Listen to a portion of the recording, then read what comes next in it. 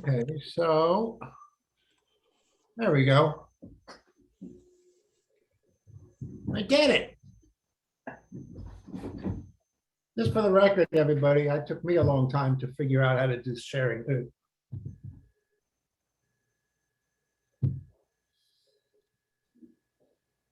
Give me 1 second here.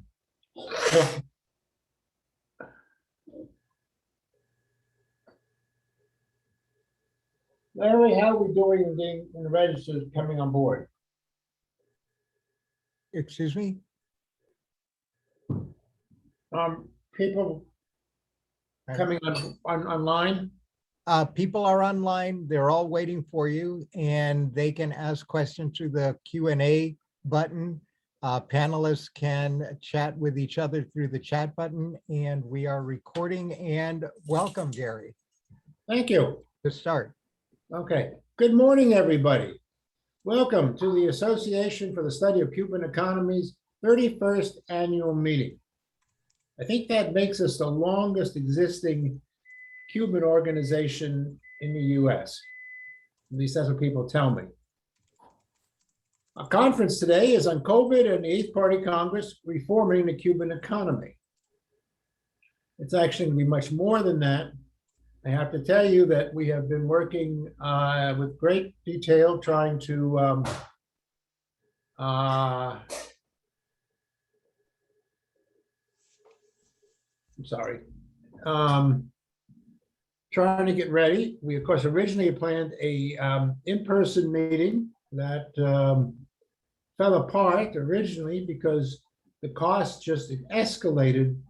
We changed locations and the cost just escalated well beyond our budget. And especially since with COVID, we didn't know how many people were going to attend. As it turns out, going virtual was a wise decision given the Delta variant that's now spreading everywhere, and particularly in Florida, thanks to a very intelligent governor we have. I'm sorry, I shouldn't make political comments like that. Anyway, let me just, a few things. On our web page, our first web page, you'll find a couple of emails where you can get technical help if you need it. Joy, our recently hired technical assistant, will be standing by to answer your questions. I want to thank her personally right now. People don't know, Joy is located in Vietnam. So as she backs up this conference, she's going to be working through the wee hours of the morning. To have a Cuban in Vietnam indicates just how widespread now ASCE has become. Okay, I want to move ahead and just discuss the program for a minute. Assuming my slideshow is going to work, which it doesn't seem to be.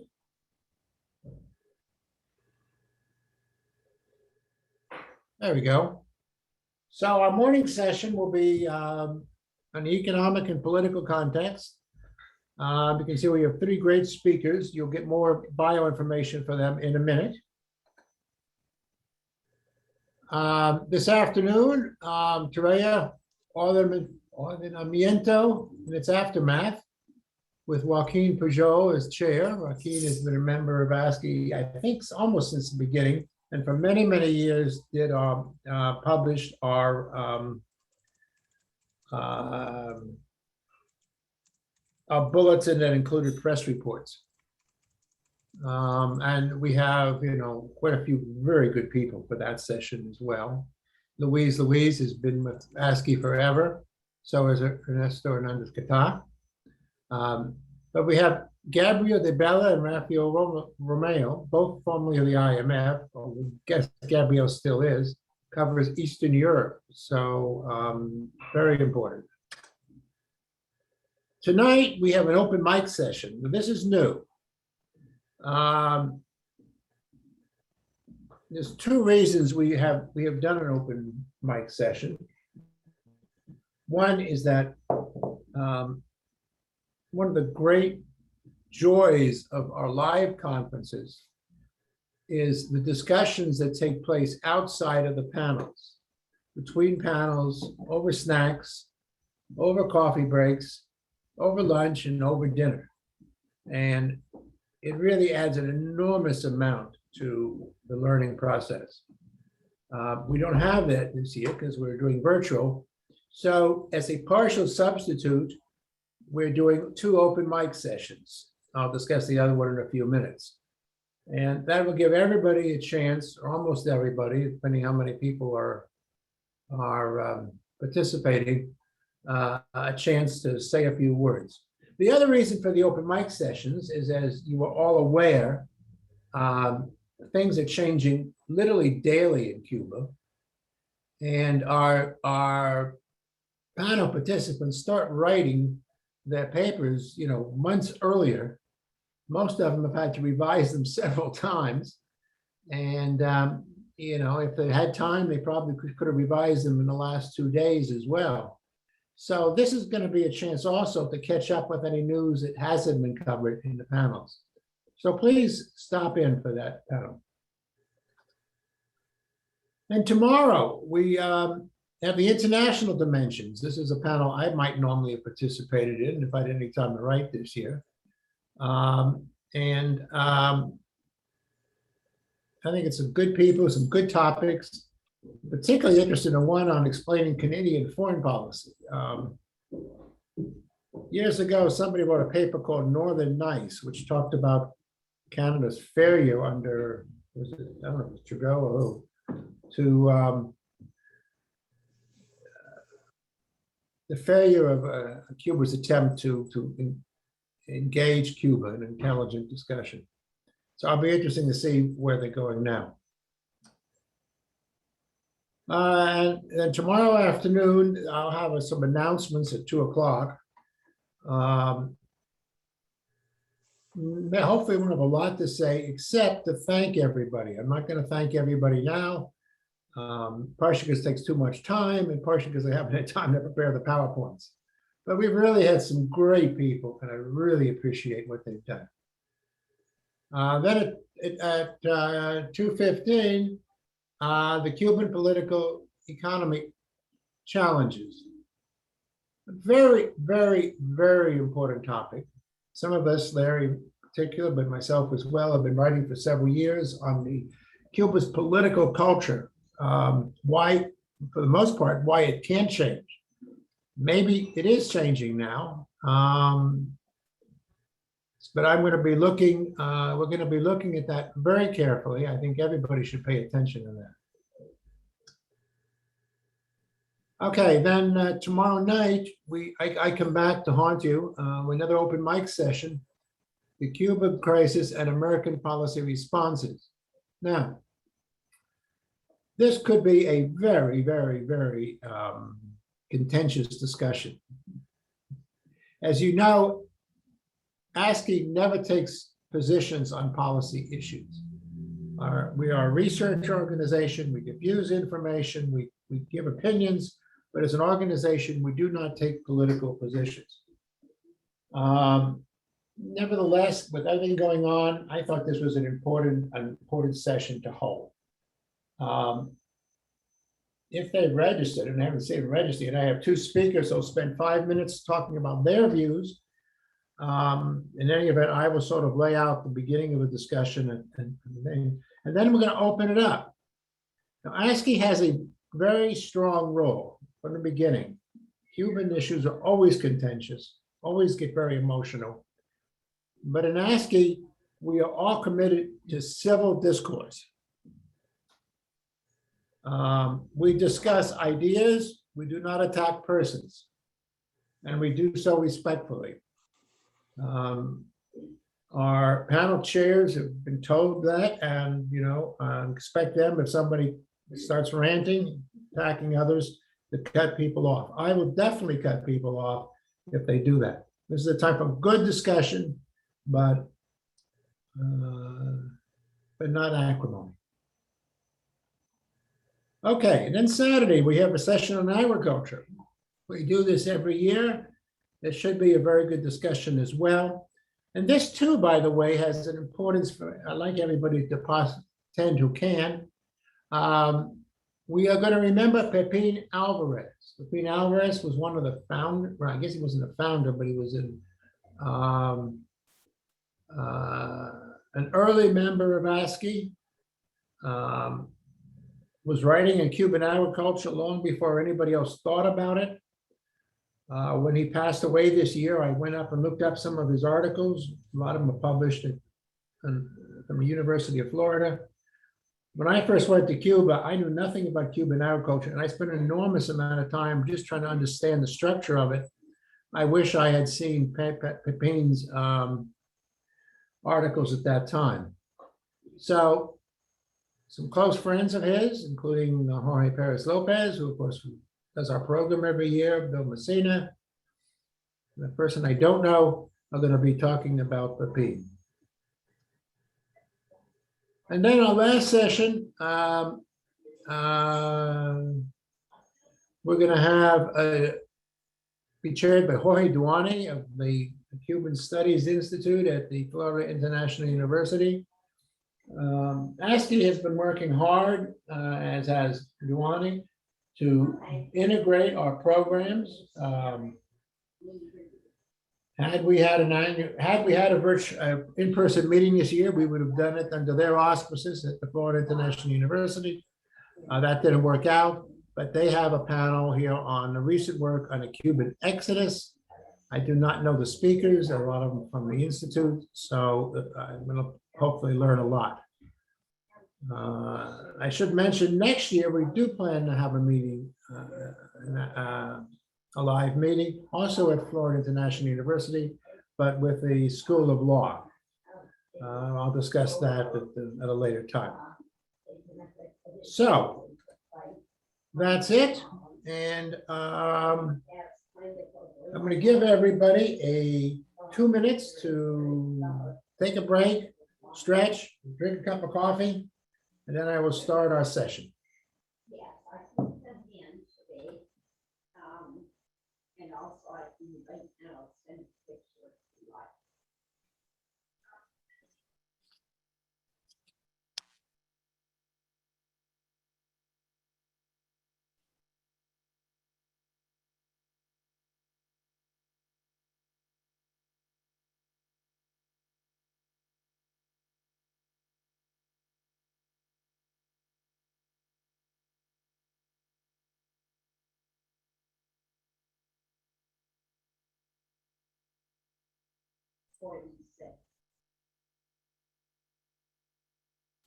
All right, if you can hear me, I need to share the screen. So much. For some reason, it's not happening. All right, well, you want to try again? Yeah, To try do right this? now. There we go. I just want to show everybody's biography.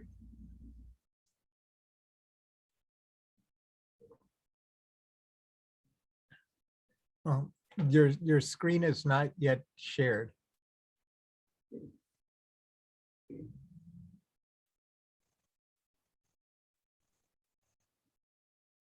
There we go. There it is.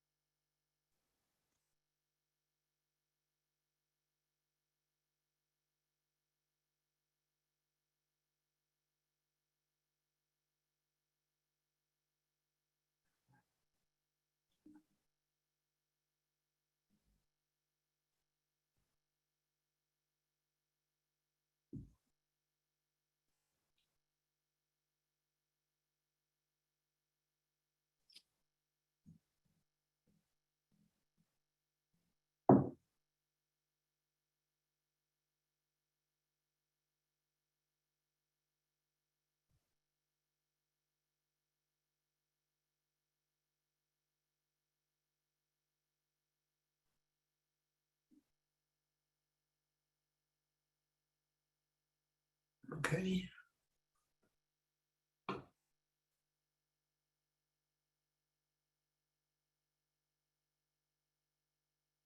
Okay, I guess we shall begin. So our first speaker is going to be Omar. I will bring up your slide presentation in a second, Omar. But you may start. I've just got to find your slide presentation, but it's here somewhere.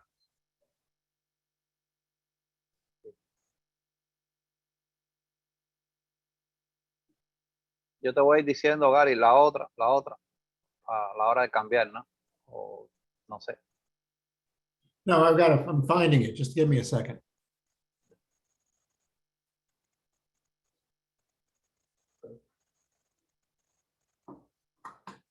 Hold on.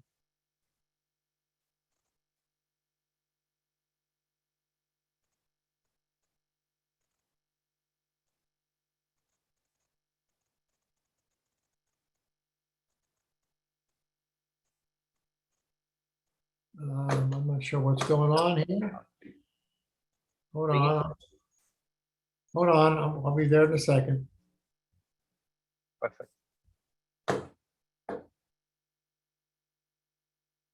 There we go. You got it? Sí, listo. Gary, could you share full screen, because in that way we cannot see the whole screen. I thought I had full screen.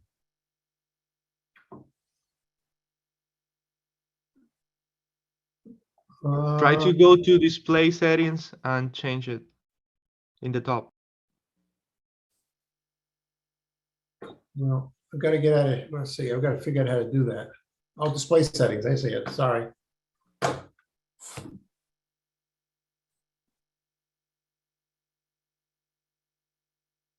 Swap presenter view and slideshow.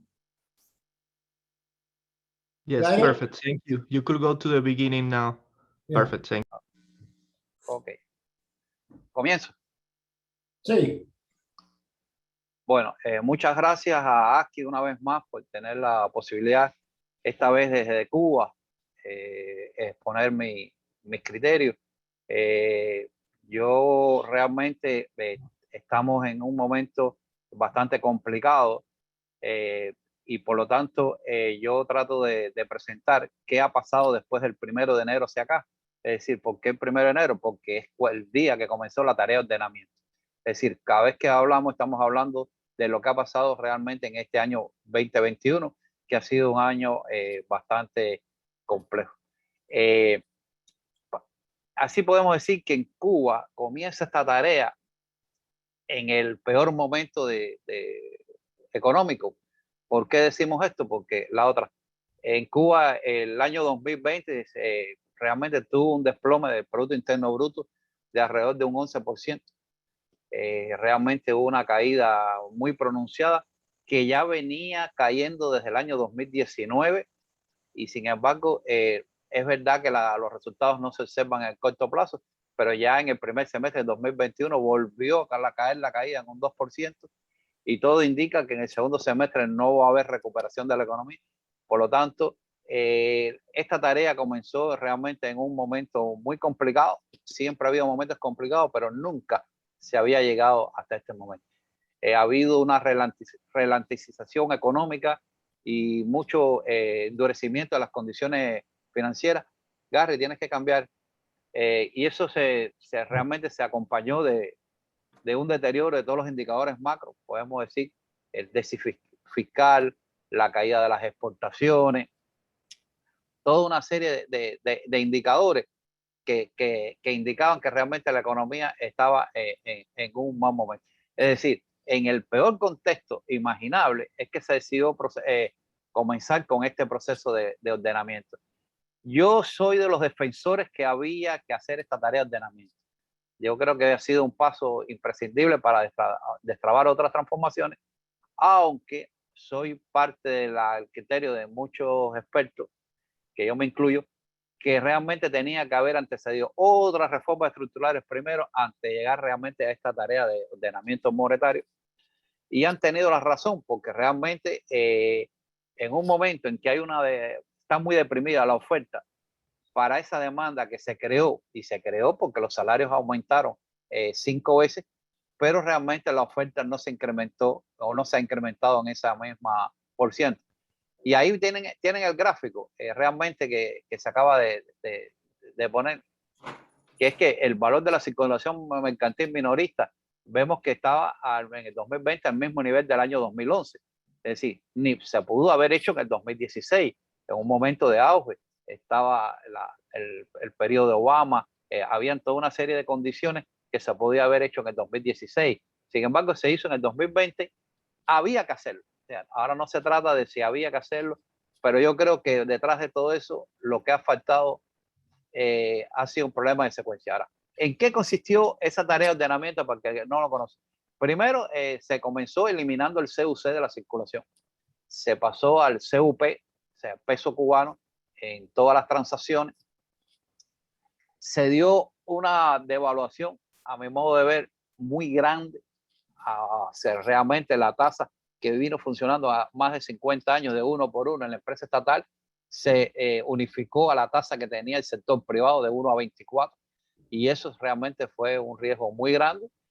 Se hizo también como parte de esa tarea una reforma general de salarios y de pensiones en base a una llamada canasta, que todavía mucha gente dice, bueno, ¿en qué consiste la canasta? Pero realmente es una canasta seguro basado en una tasa de cambio de 1 a 24.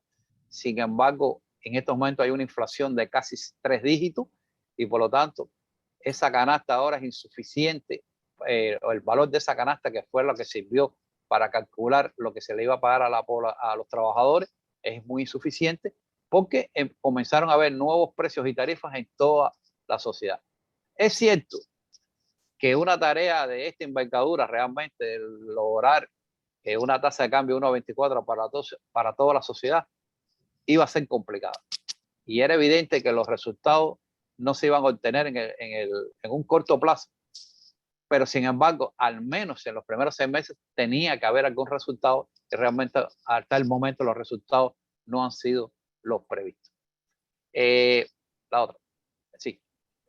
La unificación monetaria realmente pudo o puede haber corregido precios relativos basado en un tipo de cambio único fijo sobrevaluado, y realmente generó muchas distorsiones en los precios relativos de la economía.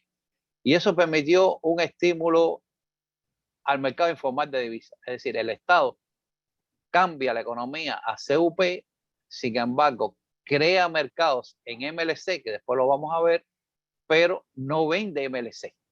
Y por lo tanto, las personas que no tienen oferta en los bienes en CUP, se suponía que si me vas a pagar un salario de base a una canasta, ese salario en moneda nacional me tenía que dar un poder adquisitivo determinado, y no lo dio. ¿Por qué? Porque primero se produjo un incremento exagerado de tarifas de servicios públicos con un impacto inflacionario bastante grande, y realmente la situación fue muy desfavorable, sobre todo como dice la gráfica, hubo un problema de secuencia.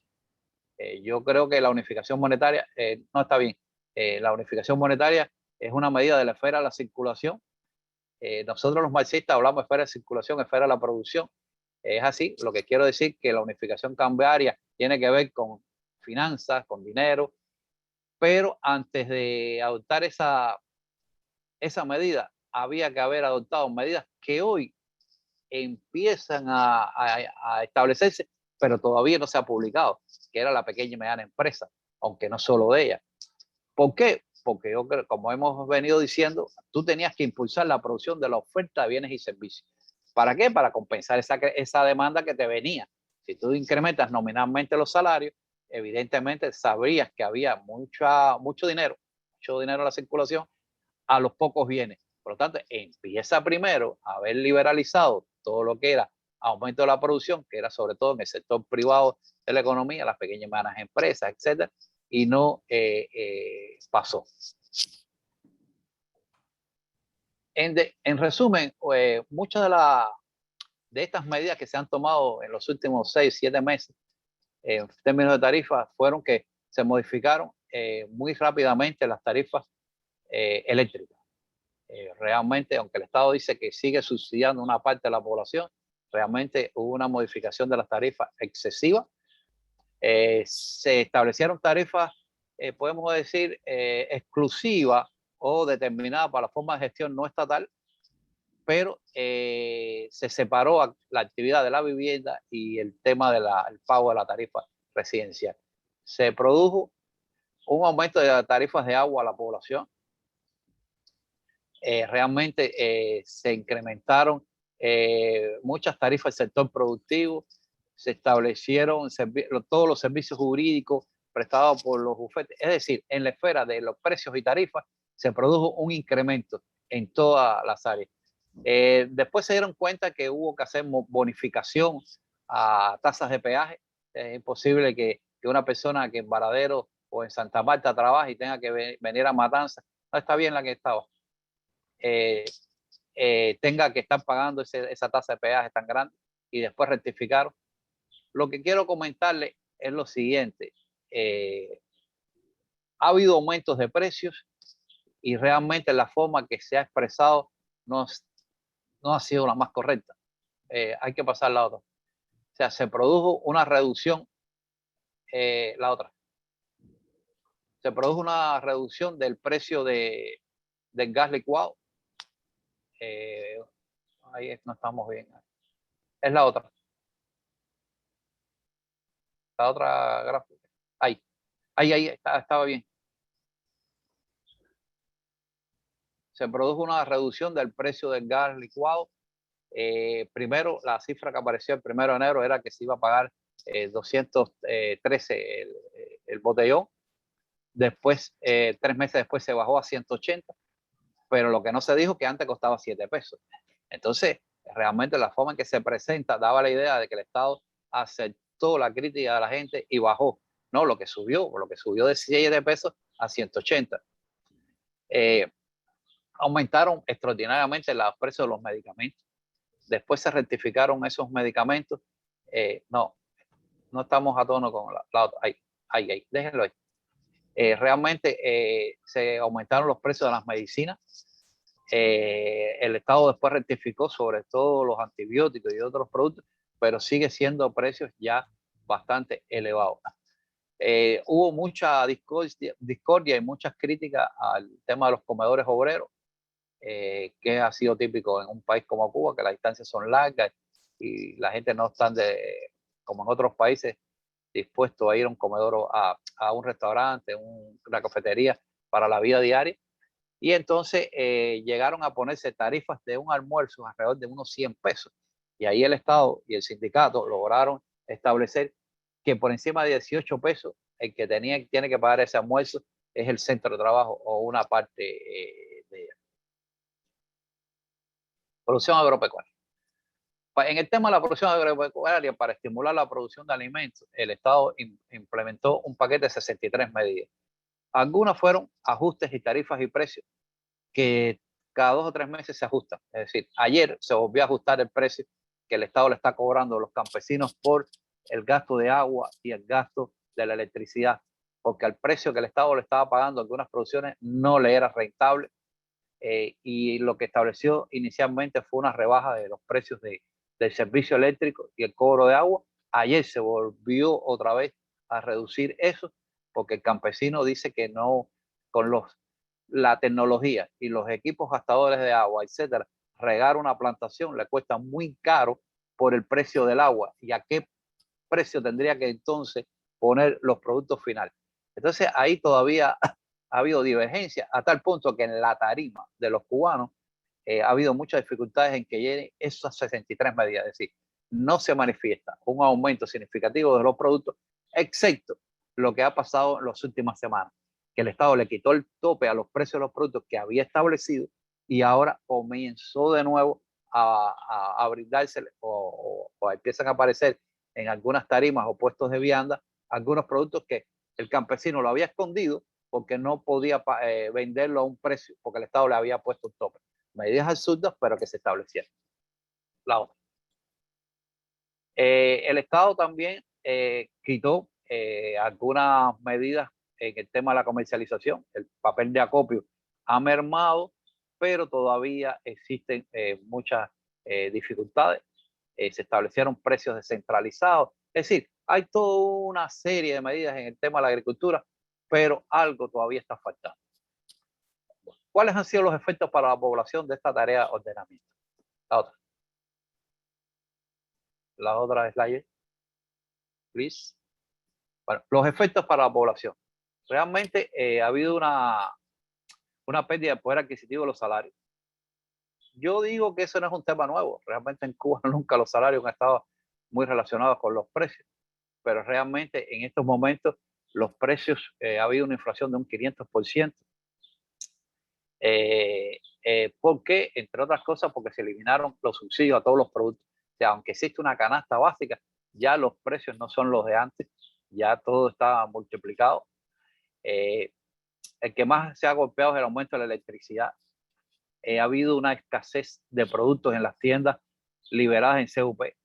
Por lo tanto, las personas no es que quieran moverse a las tiendas en moneda libremente convertible que creó el Estado, es que no tienen otra opción. O sea, hay productos que se venden ahí que no se venden en otro lado. Y entonces las personas tienen que comprar esa moneda, o sea, el MLC, que puede ser yenes japoneses, puede ser euros, pero tienen que comprarla. ¿Dónde lo compran? En el mercado negro. ¿Por qué lo compran? Porque el Estado no vende, como pasó entre el año 93 en Cadeca, que el Estado sí vendía dólares, ahora no los vende. Entonces, eso llevó a que realmente se estaba y se está dando en estos momentos todavía 70 CUP por dólar. Lo más complejo fue después. Lo más complejo es que no se acepta ahora dólares en los depósitos de tarjeta. Entonces, ha complicado aún más a la población que tiene ahora dólares o pueden mandarle dólares, pero no lo puede depositar. Por lo tanto, tienen que exigirle a la familia que le mande en otra moneda. O sea, todavía una complicación adicional. Y eso realmente es producto de esto que ha pasado. Estos 7 meses de ordenamiento monetario yo creo que han bastado para que la complejidad se exprese en números de realidades. Es decir, no se observa en la economía y el presupuesto de empresas e instituciones un resultado que debería tener. Realmente la rápida subida de los costos era un tema inevitable. ¿Por qué? Porque Cuba es un país importador y por lo tanto lo que antes tú importabas y se lo vendías a las empresas nacionales a una tasa de 1 a 1, ahora se lo tienes que vender a una tasa de 1 a 24. Por lo tanto, esa empresa que compra esos productos importados tienes que multiplicar por 24 veces lo que antes le vendía al comercio minorista. Ya pueden imaginarse. Lo curioso fue que en el propio Congreso del Partido, que fue 4 meses después de la tarea de ordenamiento, ya el propio presidente cubano había dicho que el ordenamiento presentó problemas de instrumentación. Pero bueno, si llevamos 10 años tratando de hacer esta tarea, ¿cómo que presentó problemas de instrumentación? Y él se refiere a que hubo insuficiente preparación de directivos, que las normas no estaban bien, que no se comprendió. Bueno, al final él dice que la forma en que se ejecutó no estaba, se alejaron mucho de los principios de la tarea. Pero, ¿qué se ha hecho? ¿Cuáles son la parte de la población más afectada? Los jubilados. Los jubilados están ganando entre 1.528 o 1.700 CUP. Eso es muy bajo para los precios de Cuba. Voy a hacer la anécdota. Un queso Aguda de 2 kilogramos se pueden adquirir alrededor de 2.500 CUP. Entonces compare donde un jubilado puede ganar en un mes el valor de un queso.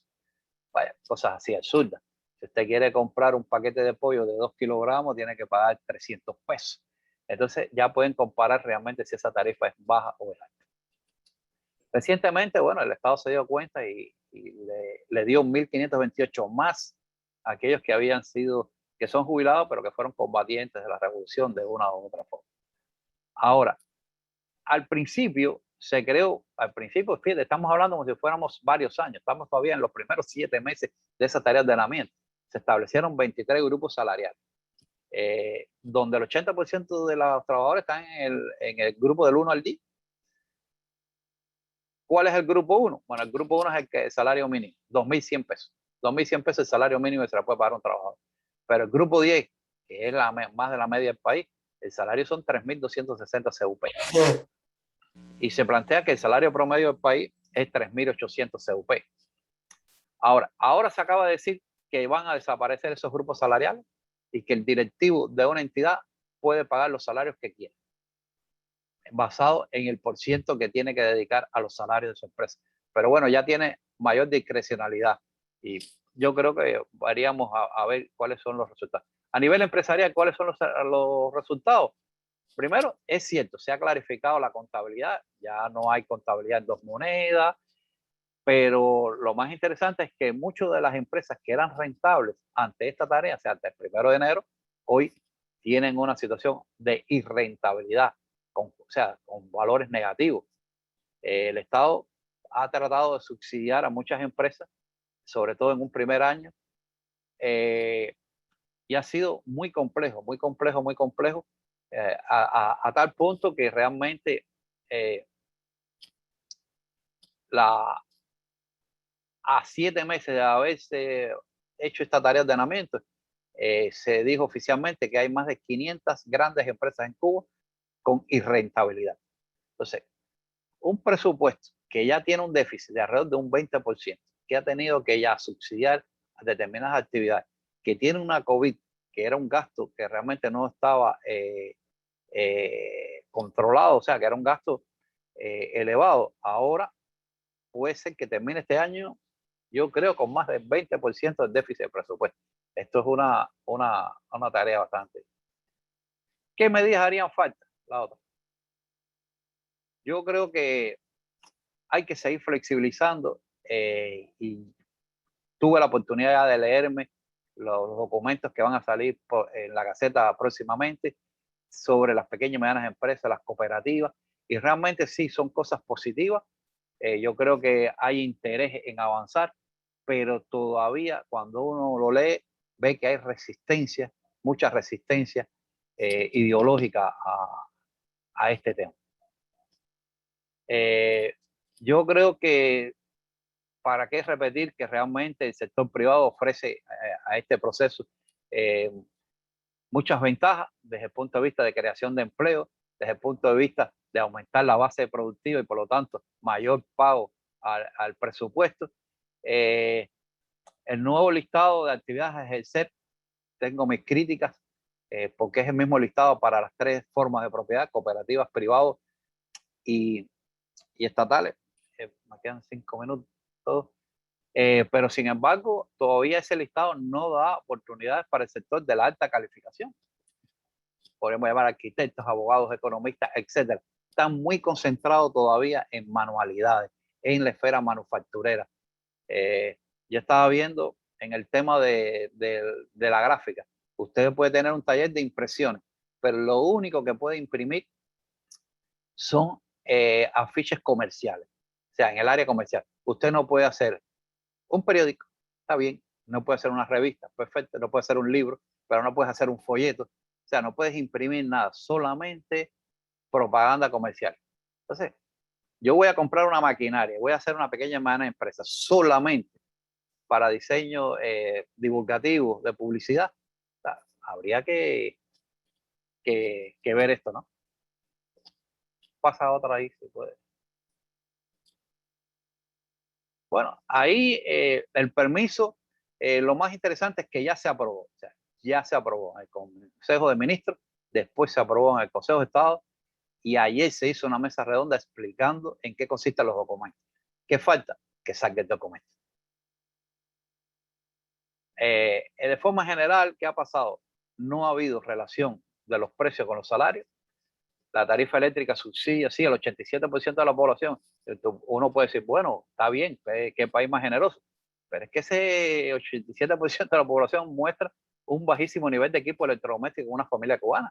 Ejemplo, tener un solo aire acondicionado ya te saca de ese 87%, porque un aire acondicionado gasta 300 kilowatts. Entonces, si tú gastas 300 kilowatts, ya no estarías en ese 87%. Se dice que el 22% de la población gasta menos de 100 kilowatts, pero eso es bajar a la gente a la pobreza o subir a la gente, sacarlos de la pobreza. Pensemos qué nivel tiene de vida una persona que gaste 100 kilowatts. Eso es un bombillo, eso es un refrigerador. Entonces, el problema es que el ajuste tiene que ser hacia arriba, no penando a los que más han avanzado. y ha subido las tarifas telefónicas, ha subido la tarifa de transporte. Carmelo, Bueno, you have, Omar, you have about 5 minutes left. ya. ¿Qué ha pasado? Primero, que no ha aumentado la oferta de productos agrícolas ni industriales. El poder adquisitivo de los ingresos de la población se ha deteriorado más que antes de comenzar la tarea de ordenamiento por la elevada inflación. Y la elevada inflación está relacionada con las carencias de productos. Tal vez si no hubiera estado la tarea de ordenamiento, tal vez hubiera habido también inflación, porque realmente la oferta, la producción es la que no aumenta. Los mercados en MLC continúan desabastecidos, pero están en mejores condiciones que los de moneda nacional. El dólar se cotizaba a 70 pesos por dólar. La tendencia es a un incremento, pero realmente en estos momentos hay cierto estancamiento. La zafra azucarera ha sido una de las más bajas de la historia de los últimos 100 años. Puedes pasarla por efecto de la COVID, el turismo casi ha desaparecido. Apenas un 6% de la otra diapositiva ha desaparecido. La población sigue sufriendo los rigores de un periodo muy largo de restricciones de movilidad por la COVID, de cuarentena. Es decir, yo observo la población que tiene fatiga y a la vez sufre de carencias alimenticias vía disminución de ofertas de determinados productos. Entonces, son elementos realmente de descontento que ya tenía la población, por lo menos desde el punto de vista económico, para no hablar de otros temas. Vamos a la última. Vamos a pasar la última ya para que me dé tiempo. Yo creo que los márgenes exactamente, los márgenes de maniobra de la economía cubana son más que reducidos, porque tenemos que decir que el bloqueo está intacto hasta el día de hoy, aunque se hagan gestiones. La COVID sigue presente y no logra disminuir, aunque no estamos en el peor momento de los 9.500 casos diarios, pero estamos en 8.000, casi lo mismo. Por lo tanto, yo creo que la reforma económica tiene que ser integral y todavía más urgente y necesaria. Yo creo que ahora es el momento para, vamos a decir, dejar a un lado los prejuicios ideológicos presentes en algunos hacedores de política que frenan y siguen trabando el desempeño de los cubanos.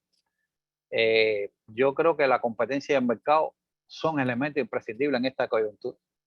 Los que se siguen oponiendo a estas sugerencias, yo les digo que acaben de mostrarme cómo van a aumentar la oferta de bienes y servicios en esta economía malherida y en agotamiento.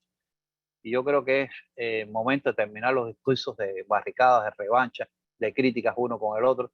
Y realmente el mundo ha demostrado que realmente si no introduces más mercado, todos los experimentos van a ser fallidos. Muchas gracias. Fantástico. Gracias. Gracias, Omar. Muy bien hecho. Muy bien hecho en tiempo. Okay. Okay. So now we will move to Carmelo. Let me get out of this slide here. I guess I can just stop sharing. And Gary, could you please place my PowerPoint? Okay, great. have we placed your PowerPoint? No? You have to shift to the. Yeah, we cannot see the PowerPoint, Gary. Okay, just a second. I'm sorry,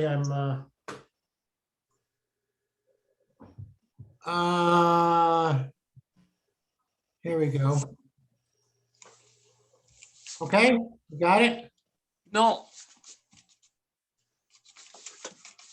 You are blocking the PowerPoint.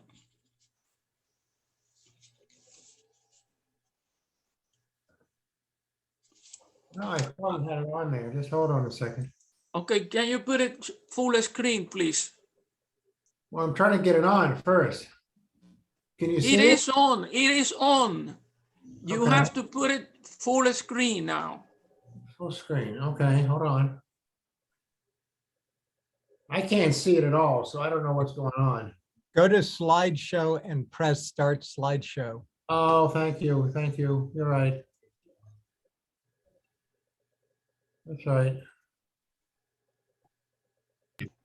Okay, No. on the screen. It's not Yes. full screen, Gary. Now it is. Okay. I am going to control the PowerPoint, so you don't have to worry about it. Hey, good morning, everybody. It is a pleasure to be here again in the ASCE meeting this year on the 30th Congress. Before preparing my PowerPoint, I went through the statistical yearbook of 2020. Everything is out except for foreign trade and excuse me, tourism. And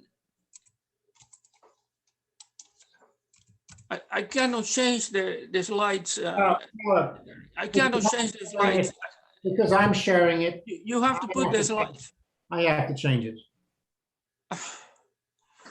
Okay, so I am going to discuss first the causes of the protests and the economic crisis.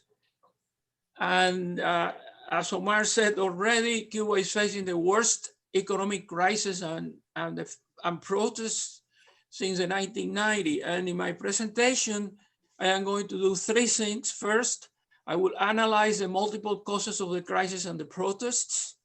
Second, the factors that have facilitated the social explosion. And finally, the longest part of the presentation to measure the magnitude of the current crisis using multiple economic and social indicators. So first, in terms of the causes, we have that the extreme ideological poles reduce the cost to 1. In the case of the Cuban government, they say it is the US embargo or the US blockade. In the case of the extreme exiles, conservative exile, is the communist system. And this is really a simplification of reality because there are multiple causes of these two problems. I'm going to enumerate them very briefly. First, it's an inefficient economic system. We have been saying this for years. This system has not worked anywhere in the world, including in Cuba.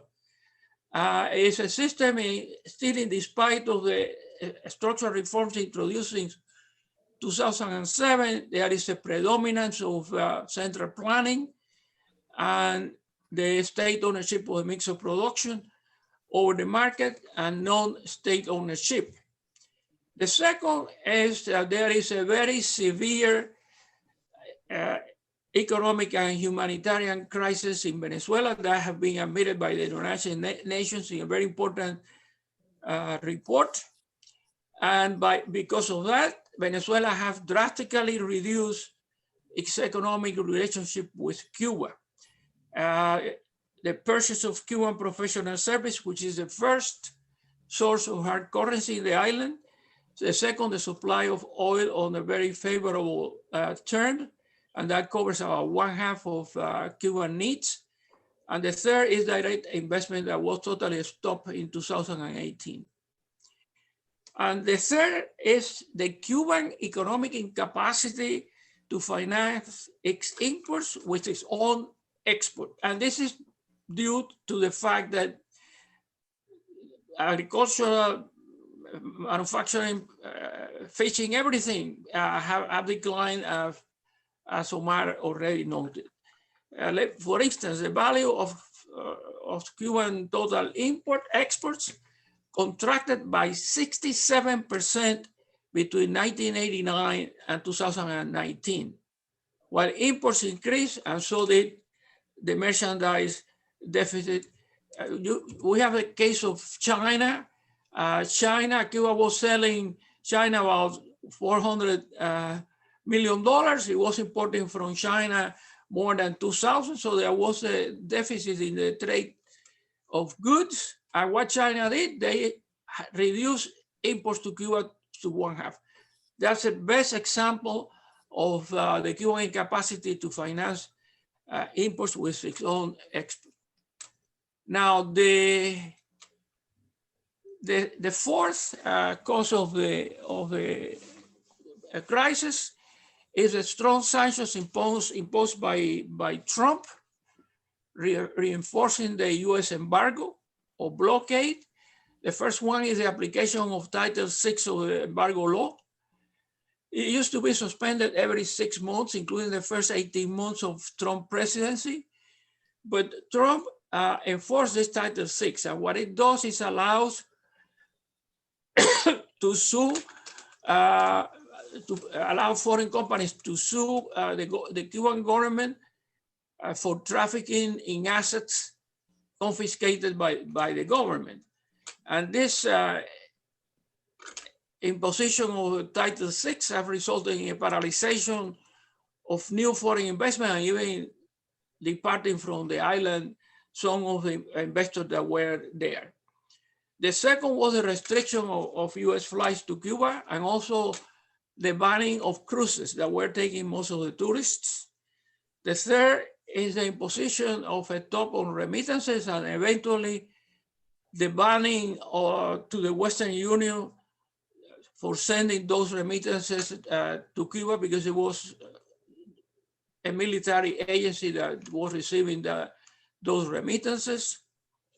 And the fourth and final one, the tightening of sanctions to international banks that do transactions with Cuba. The fifth is the pandemic that now is reaching the highest number of cases and deaths in Cuba, despite the inoculation of the population with 2 vaccines produced in the island. There is a contradiction here. We have seen that when you have the population vaccinated, the number of cases is reduced. In the case of Cuba, the opposite is taking place. So that is a strong indication that these vaccines are not effective, and Cuba have not complied with the protocols to show that efficiency. And because of the COVID-19, tourism is significantly reduced, as we are going to see, and also the mules that used to take money and goods to Cuba, they cannot travel there anymore. And finally, and Omar spent a lot of time on this, I am going to just mention it, is the monetary and exchange rate unification. One thing that Omar didn't say, however, is that the Cuban government established a 1-year transition. In this 1-year transition, enterprises that have losses and therefore will have to fire their employees, they are safe during this 1-year period, and the government provides subsidies to them. Omar mentioned more than 17 million, the equivalent to $770 million for a fund to continue providing subsidies to those enterprises. Could you change it, please? I cannot do it. Sure. Okay, now I have identified 4 factors that have facilitated the protests. Remember that the previous protest, the only one that have taken place in Cuba, was the so-called Maleconazo in Havana in 1994. Contrary to this, in which there was a reduced number, about 200 people, this new protest in June of this year have taken place in 50 or 60 cities of Cuba, with much more demonstrators in Havana, South. Gary, you move it back, please. I have not finished with this one. Sorry. Okay, thank you. There are significant differences, and these are the 4 causes of this. First of all, you have the internet and social networks. They did not exist in 1994, and they are now widely disseminated among the population. The second one is the closing of the pressure cook valves.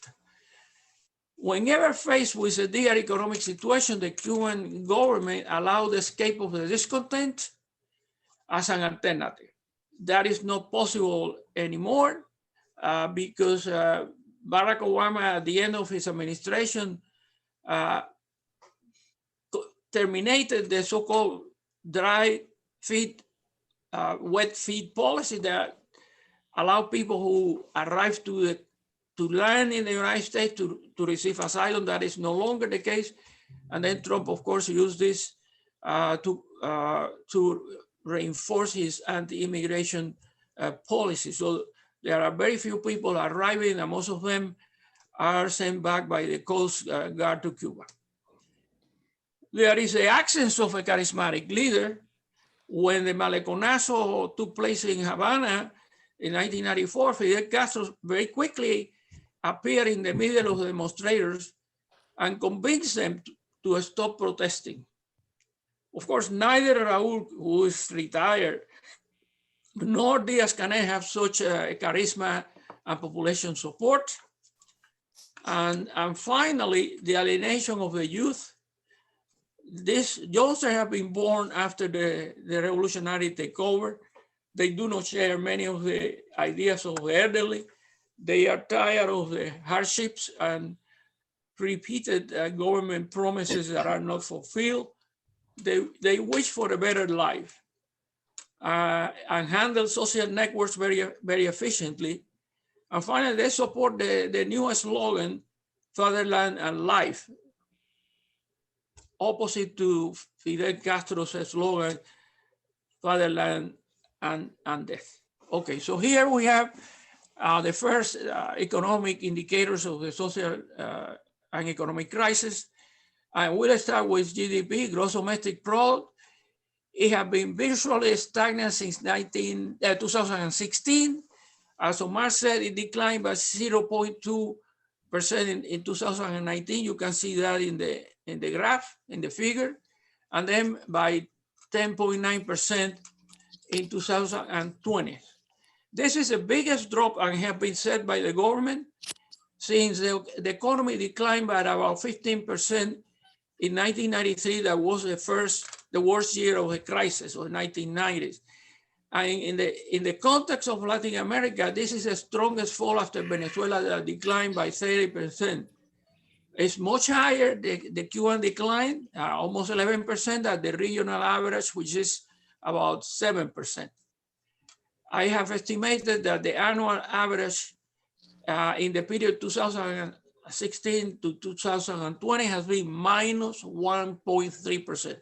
So the economy used to be stagnant. No, the economy has been declining by 1.3%. What about 2021? The government official target is 6%. No way that they are going to meet that. In the first semester, as Omar said, the economy declined by 2%. So in order to get 6% in the second semester, we have to increase by 8%. And that's impossible.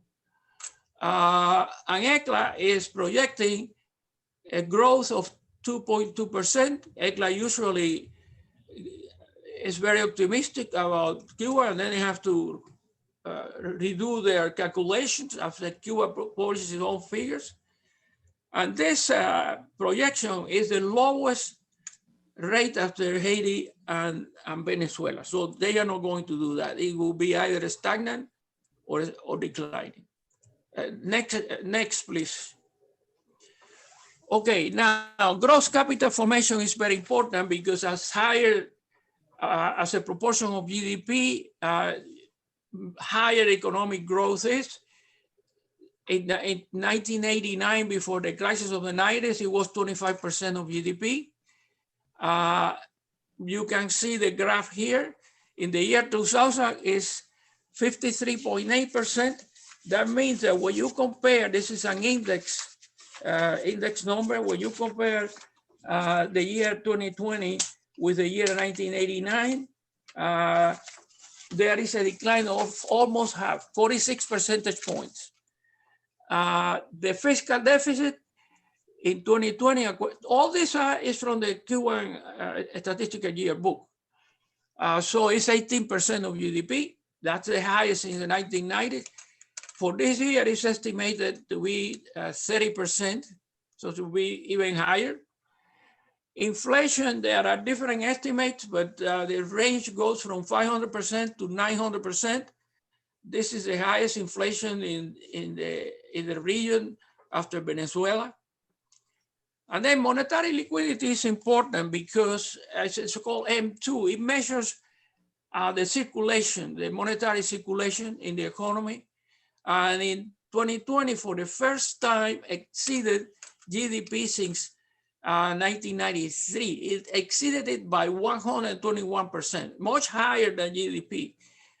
With this excess money in circulation, CUP, there is virtually nothing to buy. It doesn't have purchasing power. Next.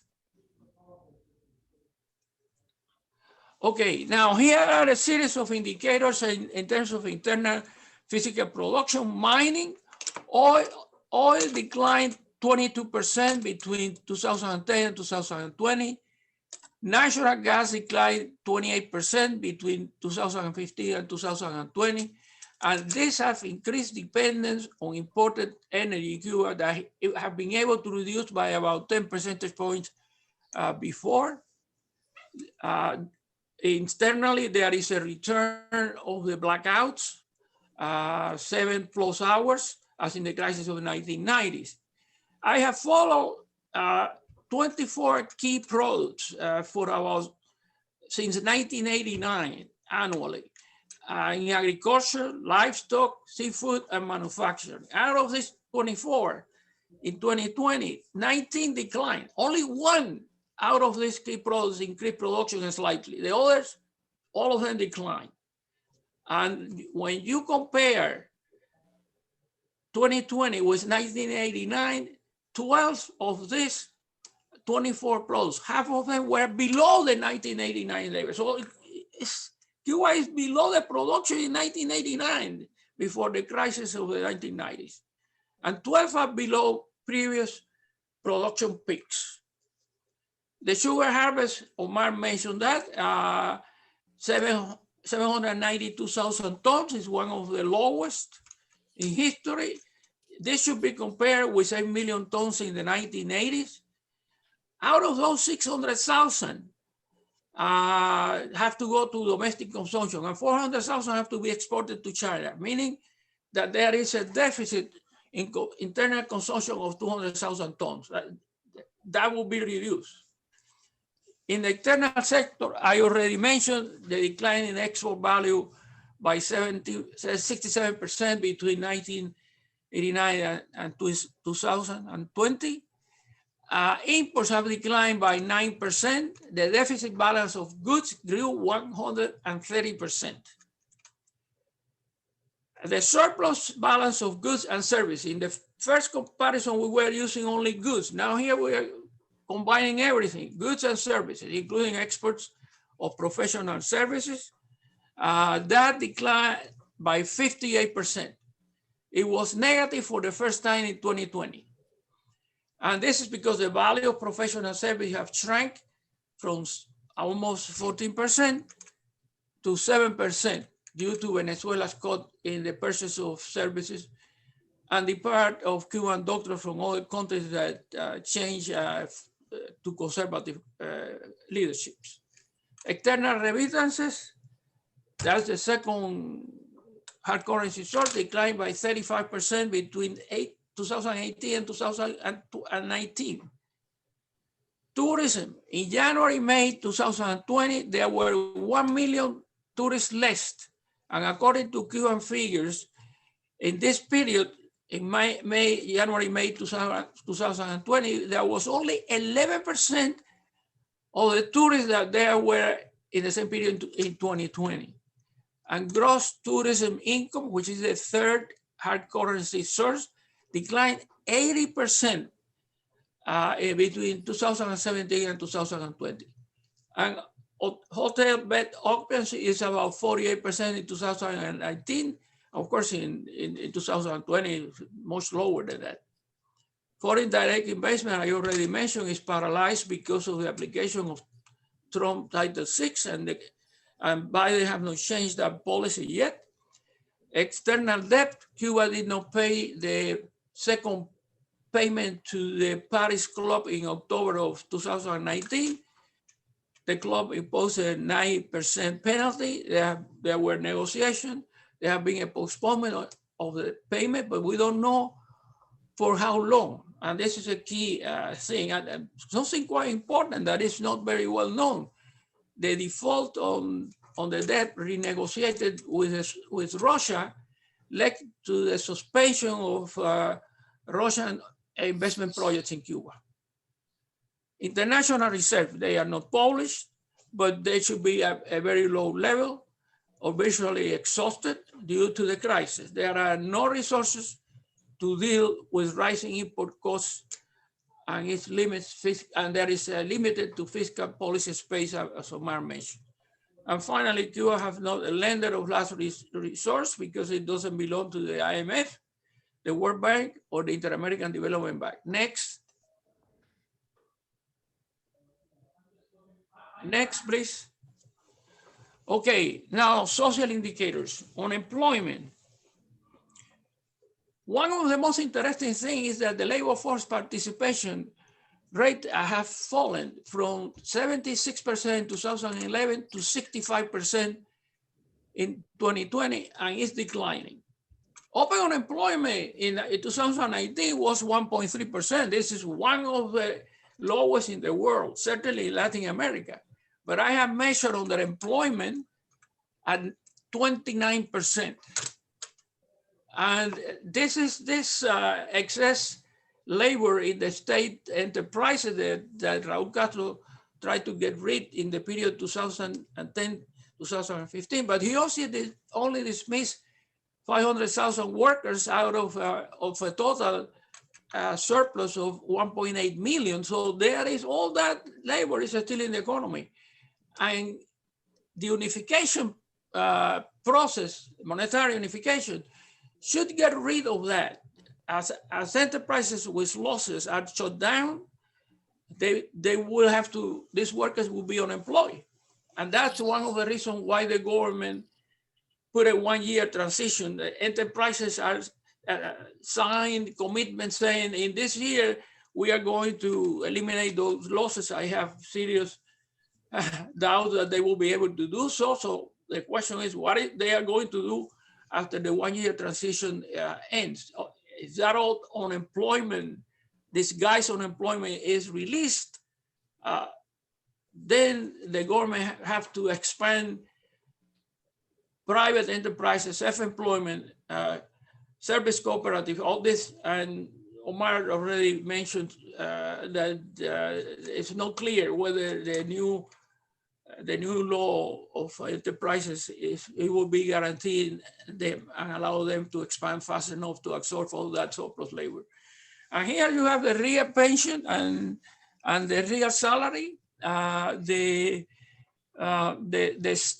salary is in blue, is the blue curve. There is a decline. Everything is measured with 1989 equals to 100. So you can see that there is an increase, but it's still in 2020, this was about 45% below the purchasing power of 1989 before the crisis. And the orange curve, these are the pensions. They did a little better, but still they are about 42% below the level of 1989. Next. Okay, healthcare. I have just published an article with Sergio Diaz-Briquet in the Journal of Latin American Studies in London, in which we showed the magnitude of the health crisis in Cuba. There is a significant number of hospitals that have been shut down. By what all the rural hospitals were shut down, as well as polyclinics, post, beds per 1,000 inhabitants, and health personnel, except for doctors, that keep growing up, but about half of them are abroad, particularly primary healthcare doctors. And a very interesting figure, the maternal mortality increased from 32.6% in 1990 to 43.8% in 2018. At the same time that your infant mortality keeps declining. Cuba doesn't publish any data on poverty. It's the only country in Latin America that doesn't do that. And no, you cannot find that figure in any international or regional organization. Simply it's blank. But we have plenty of information and data that shows that they have increased significantly since the structural reforms of Raúl Castro began in 2007. In this situation, social assistance should be expanded to protect the vulnerable, the poor. But the opposite happened in 2005 and 2020, as shown in the figure. As you can see, you have two indicators here. The orange one is the social assistance beneficiaries per 1,000 inhabitants. It goes down from 4.3 to 1.7. That's like less than 1/3.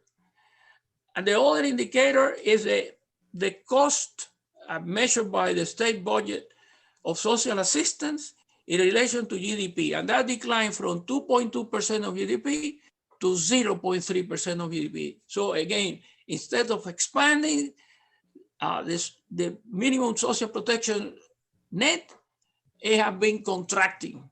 And that is certainly not helping with poverty. Next. So the final one, and then we have the food scarcity already. Omar spoke about this. I showed the decline in agricultural, cattle, and fishing production. But also there is a decline in food imports due to the shortage of foreign exchange. And rationing is, you have less and less products through rationing, which is subsidized by the government, meaning that they are sold at a price below cost, but less and less products are through the libreta. And once they are free in the market, set the price by supply and demand, the price increases 4, 5, 6 times. Much more now with the monetary unification. And then the state-owned hard currency store have a profit of 240%, but due to the crisis and the cut in good imports, good imports in 2020 were cut by 15% in relation to 2019. There is less food on the shelf of these state shops in hard currency, and that is impossible to buy food and medicine with the CUP, as Omar mentioned. Typical items of the Cuban diet, such as rice, beans, and pork, are not found, or they cost a lot. Black market is rapidly growing, and also its prices. Imported chicken pound at $1 is sold 7 times. And powdered meal that was only sold to children and the elderly grew 120 times. These are official figures. So my conclusions, and this is not mine. I mean, Omar said this. If you go into the internet, most Cuban economists, academics, have been saying this. Omar said it very clearly. Before the unification, the government had to do the restructuring, which it was not done. Raúl Castro measure fell very short of that.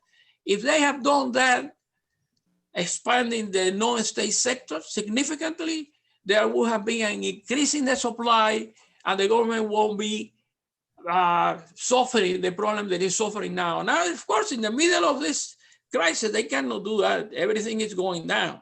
They should have done it before, but they didn't do it. And another thing, there was a golden opportunity for the government to start the dialogue. And unfortunately, it didn't do it. You should recall the meeting of about 200 people in front of the Ministry of Culture. The vice minister promised that there will be some negotiations, that the government didn't do it. And now with the protests, instead of opening for a dialogue, a respectful dialogue, the government, what it did was to repress the demonstrators. Thank you. Thank you very much, Carmelo. It was an excellent presentation. Gosh, what a mess. Okay, coming up is Jorge Domínguez, who's well known to all of us.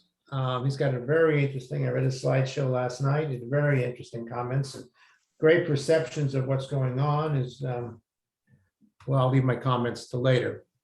Larry, can you run Jorge's PowerPoint? I need to spend a little time working up my questions for the end. Yes, happy to do that. Thank you. Larry.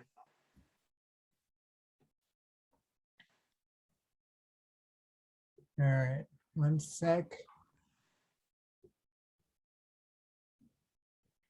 All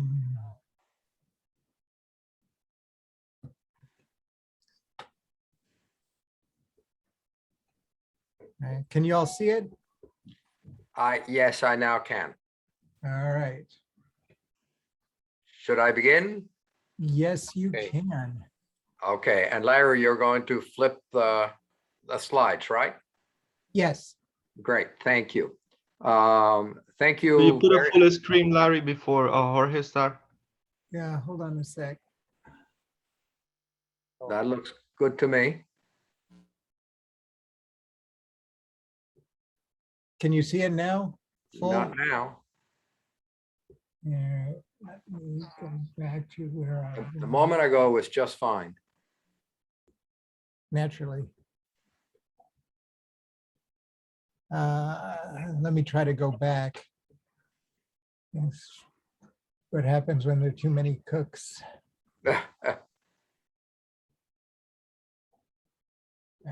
Give me a sec. Let me try this again. Apologies. No problem. You're doing a wonderful job. Yeah. Usually what I tell people I'm about to fire. All right. Sec. All right. Get the PowerPoint back up. All right, here's your PowerPoint.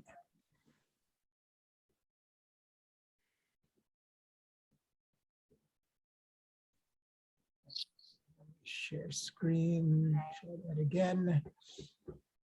And you should be on. Okay, now it looks good. All right. It's all y'all, it's all you. Okay, may I begin? Yes, sir. Okay. Thank you very much to the Association for the Study of the Cuban Economy for this opportunity to present my thoughts this morning. And it is a pleasure to share a panel with Gary, Carmelo, Omar, and I want to thank Larry for his invaluable technical support. My topic is the triumphs and failures of bureaucratic socialism in Cuba over the last 3 years. Next slide. My general perspective is I want to think about what was Raúl Castro's presidential project.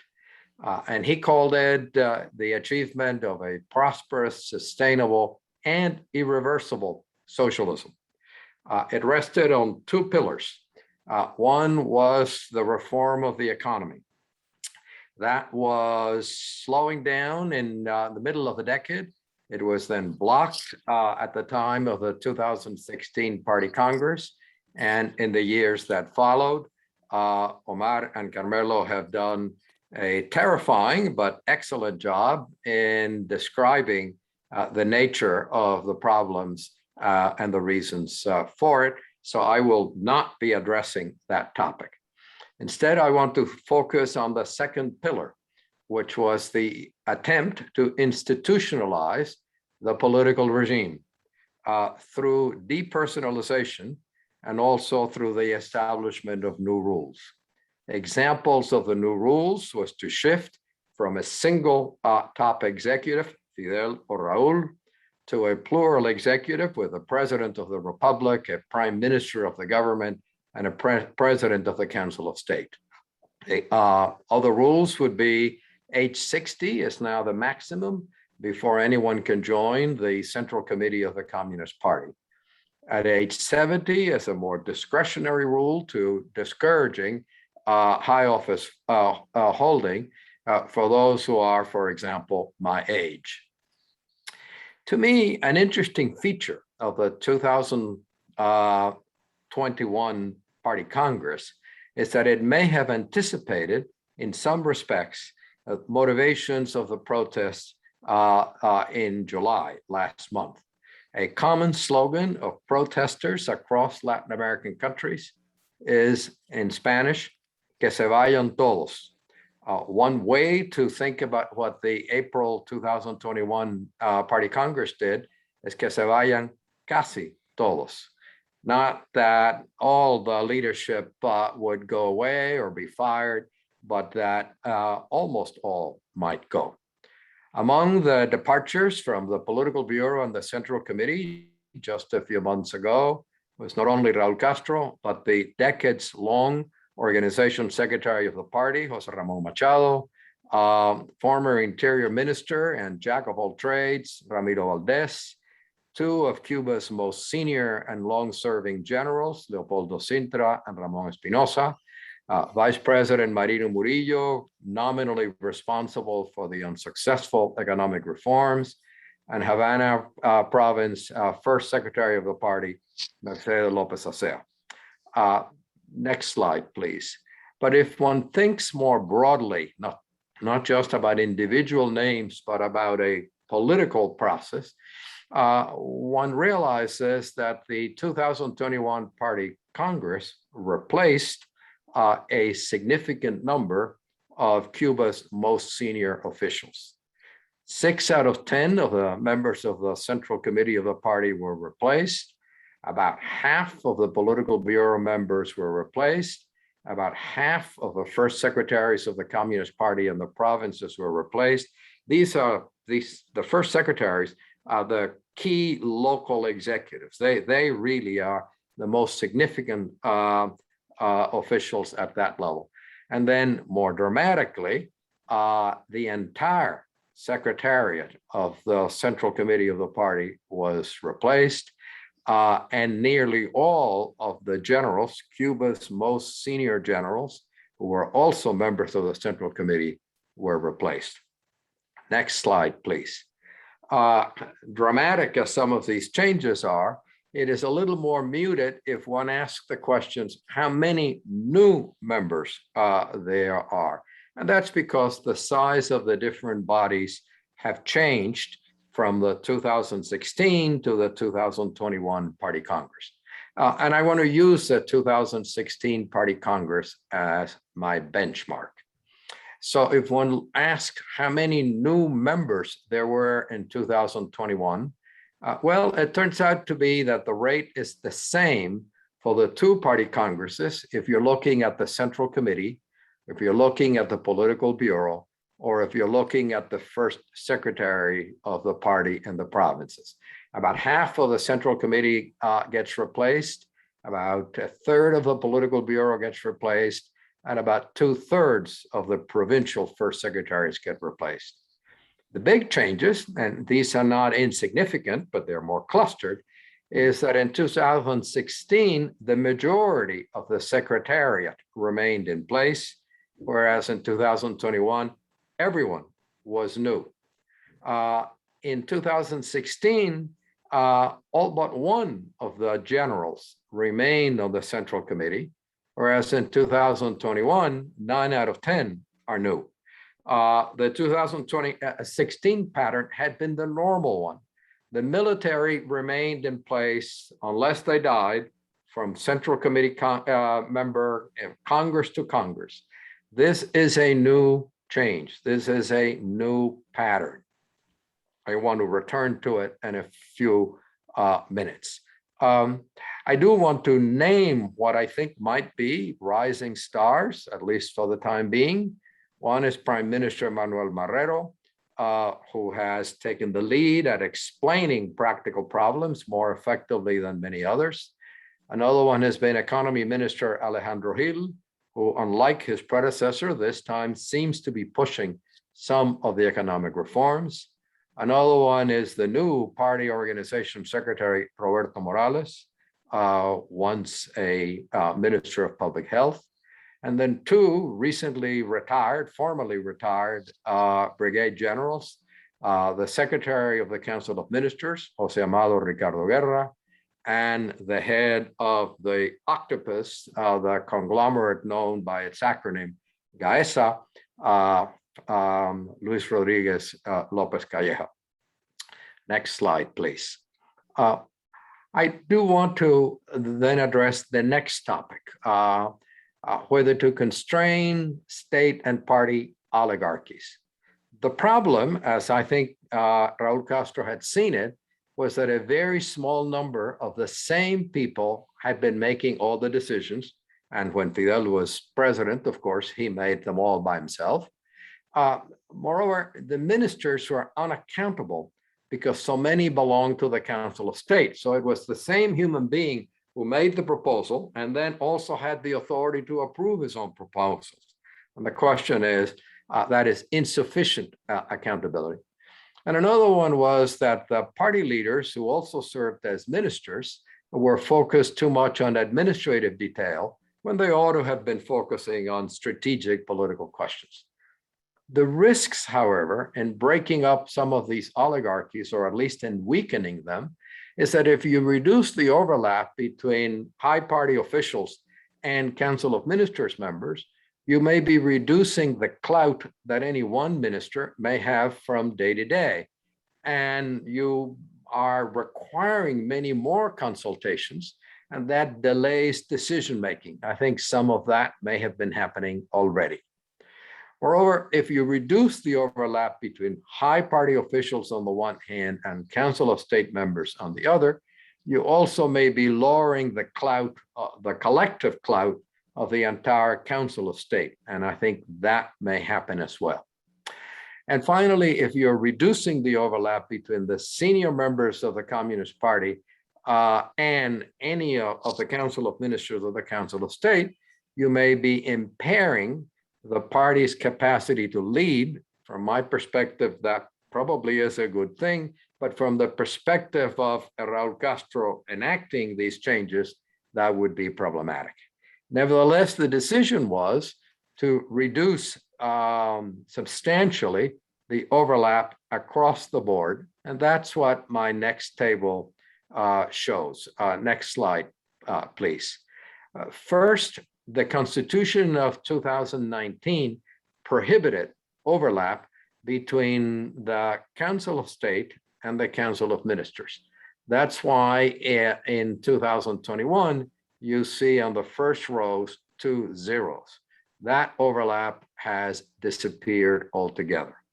If you simply glance at the other numbers, you see that compared to the 2016 Party Congress moment, in 2021, overlaps fell all across the board between the Political Bureau and the Council of Ministers, between the Central Committee and the Council of Ministers, between the Political Bureau and the Council of State, between the Central Committee, all the Political Bureau members in the Council of State, and so on.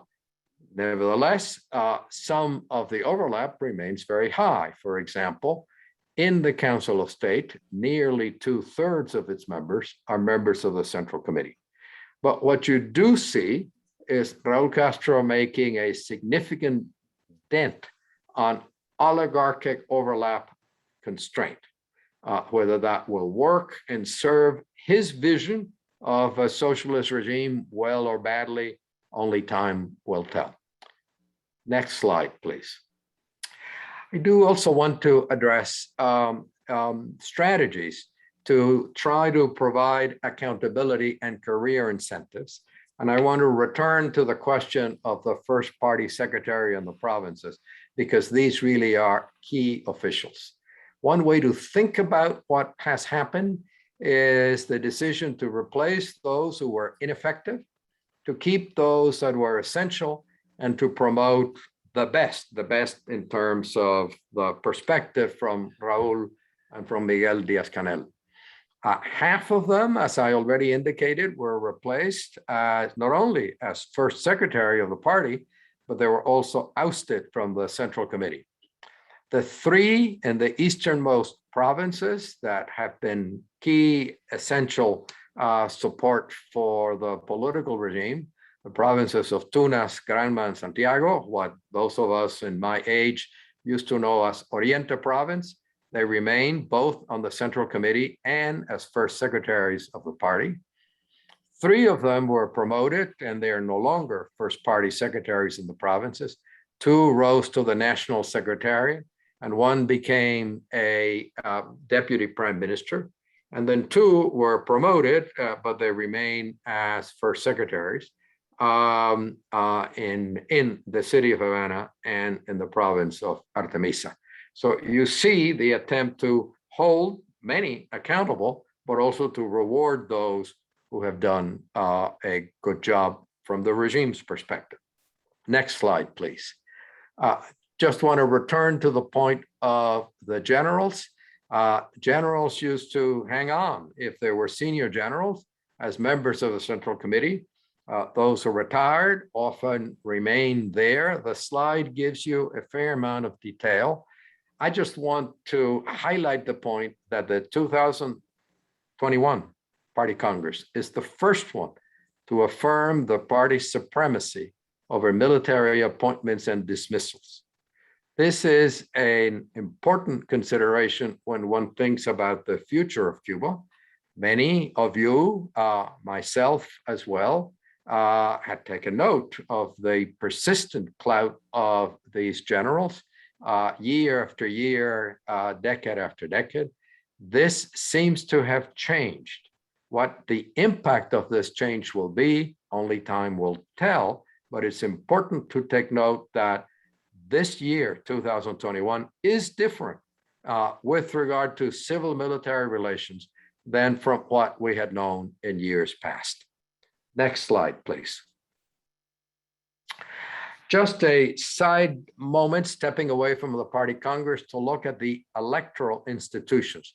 The word electoral, if you want, you can put in quotation marks, namely the National Assembly and the Council of State. One noteworthy change during the first 2 decades of the 21st century has been that the number of Afro-descendants in the National Assembly and in the Council of State has risen considerably. The number of women in both of those institutions have risen considerably, and the median age on the Council of State has fallen appreciably. Given that Cuba's median age has been rising, then you will understand my comment that you now have, certainly on the Council of State and on the National Assembly, a fairly close match between the demographic distribution of Cuba's population on the one hand and the demographic distribution in these institutions with regard to race, gender, and age. Next slide, however. One puzzle, I had not expected this finding when I began this research. One puzzle is how badly the top leadership, in Spanish, they call themselves La Dirección Nacional, how badly they use their own sponsored National Assembly elections to identify which political leaders might be more popular or less unpopular, and thus choose those more popular for the Council of State, which would seem to me to be a good normal use of an authoritarian regime so-called election. Now, bear in mind how Cuba conducts National Assembly elections. Everyone on the ballot will automatically be elected. These are uncontested elections. There are no multiple parties, only one. There are no multiple candidates for the same seat. However, these candidates assured of victory are clustered in districts. Each district has between 2 and 5 candidates. A voter, therefore, may vote yes for everybody, and lots of people apparently do that, but a voter also could vote blank or annul one's vote or vote selectively. I can vote for candidate A, but I do not want to vote for candidate B. And that allows me, therefore, to see what is the distribution of popularity or lack thereof, votes received. And then you can ask, do those who receive more votes get chosen for the Council of State? And the big surprise is that the answer is not really. So in 2018, 3/4 of the members of the Council of State did not top the election in their municipality. If they were running for a member of the US Congress, they would have been defeated. Even in 2013, half did not top their municipality. It only got worse in the more recent national elections. Suppose the votes were counted not as they are in the United States, first past the post gets to win, but proportional representation. And that the requirement were that you need to score at least in the top half of the vote receivers in your province. In 2018, more than half of the members of the Council of State fell in the bottom half of the vote receivers in the province. They would have been ineligible for the Council of State. So the Cuban top leadership is remarkably unable to use its own sponsored elections to actually identify and promote those who do better. And electoral performance of Council of State members worsened between the last two national elections. And that might have been an early warning sign of the upcoming protest if the leadership had paid attention. Next slide, please. So what overall, Raul Castro, I think, succeeded in enacting many noteworthy institutional changes, and that was a procedural triumph. A notable failure is what I just discussed, the inept use of authoritarian regime national elections to select the top leaders. Only time will tell whether institutional changes matter substantively as well, and if so, how. But what we do know is that in July 2021, those institutions failed. Next slide, please. Then a few words on the July 2021 protest. They were historic, as I think everyone on this webinar would know, because they were interurban. Perhaps 36 cities and towns were involved across all the provinces. They involved thousands of people. The key diffusion instrument, as Carmelo mentioned a few minutes ago, was the internet. And therefore, the key innovative repressive instrument was to cut off internet access. One recurrent feature is to use Interior Ministry special troops. They were used on the Malecón in the summer of 1994. They were used again. The key absence, as Carmelo once again just noted, was Fidel. And I do want to note two secondary but important external actors: out of Cuba individuals and groups and robots acting through the internet, and Chinese technology that ETEXA, the Cuban telephone company, used to block internet access and to facilitate surveillance. I do want to highlight very important issues that you all know and that Omar and Carmelo very thoughtfully have emphasized, but that perhaps controversially, I think are unlikely as explanations, because I keep asking myself the question, if they were the explanations, why did the protest not occur before? So I don't think that decade-long economic stagnation, awful as it has been, helps to explain this event. Protests should have occurred long ago, if that were the explanation. The delayed economic reforms, scandalous as that delay is, well, they should have provoked protests before. The long-lasting US economic sanctions and other sanctions, they should have generated protests before. They did not. The authoritarian political regime, we have to go back to 1994 to find anything of the salience of what just occurred. Not enough of an explanation. Or the pandemic, remember, that kept people confined, not in gatherings, not in the streets. Now, these and several other factors were voiced in various protests, but that does not persuade me that they were the explanations for the protest. So when I try to explain, at least to myself, what the protests were, let me summarize them. Next slide, please.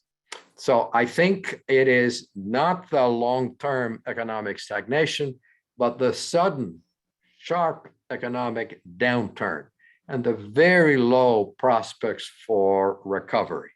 The economy did not just stagnate, it nosedived. That's different. You need variation. You need a change to explain a change. Constants do not explain change. Second important change was the dramatic inflation spike in 2021 that both Omar and Carmelo have noted. That is very different. The pandemic spike, not 18 months ago, the pandemic spike just a few weeks ago. Cuba had been one of the better worldwide managers of the pandemic. Now it is one of the worst affected by the pandemic. It has one of the highest rates for population, and that peaked in June, just a few days before the explosion of the protest. The crisis in the summer energy supply induced protests in 1994, and surprise, surprise, in 2021. The electric power blackout, the apagones, reappeared late June 2021. And if it's hot, your air conditioning and your fan are not working, you want to be out on the street, raising hell. There might even have been, I'm a little less sure about what I'm next going to say, a reform moment. Or another way to say the same thing is, could I be pushing through the open door? So the government, as Omar and Carmelo noted, launched the monetary reform in January 21. Well, so maybe if I'm unhappy, maybe this one big reform, maybe I can protest and push another one. That's what's behind this reasoning. Another possibility is the multiple changes, the multiple adjustments in the initial policies. Omar Everleny's presentation dwelled very well with many of these. So if the current policy I don't like, let me raise hell and the government will change it again, whether it is this rate or that rate. That's a possibility. The turtle-paced economic reforms, but in June, they proposed reforms on the private sector began to move forward. So perhaps the protest said, let me push through that open door. Less sure about this, but it's worth thinking about. And then what really turned out to be the inept top leadership response. Next slide, please. So after the party congress in April, Díaz-Canel and the leadership misallocated leadership time and leadership attention. They spent an enormous amount of time consolidating Díaz-Canel's hold on the party machinery. They visited every province, Díaz-Canel and the entire party secretariat, focusing on internal Communist Party issues, choosing new local Communist Party leaders. They went on to publish long, opaque, uninspiring, boring documents that read like a checklist produced by committees. Why? Because they were addressed not at the public, but at a narrow set of their immediate subordinates. They failed to explain in any clear way the energy generation breakdown to the public. They failed to explain the COVID-19 breakdown of the healthcare system, particularly in June and early July in the provinces of Havana, Matanzas, Ciego de Ávila, and Santiago. It is dramatic to see in the early videos, not in all of them, in the early videos, how unprepared the national police was to cope with these protests. More generally, the leadership had the mistaken illusion of political stability. Next slide, please. And so you observe the breakdown of the Communist Party and mass organizations as instruments to communicate up what it is that people are thinking. And seemingly only after the protest did President Miguel Díaz-Canel discover and listen. And at first, again, not later, but at first, he distinguished three kinds of people to whom he said he should pay attention. One was people who were in really bad shape. They did not have the things that they needed. And Omar gave you some detail, and Carmelo did as well, on poverty and economic hardship. That's one category. The second category, Díaz-Canel said, was revolutionaries. These are not people overthrowing the regime. These are revolutionaries, but they were confused. They didn't know what to think.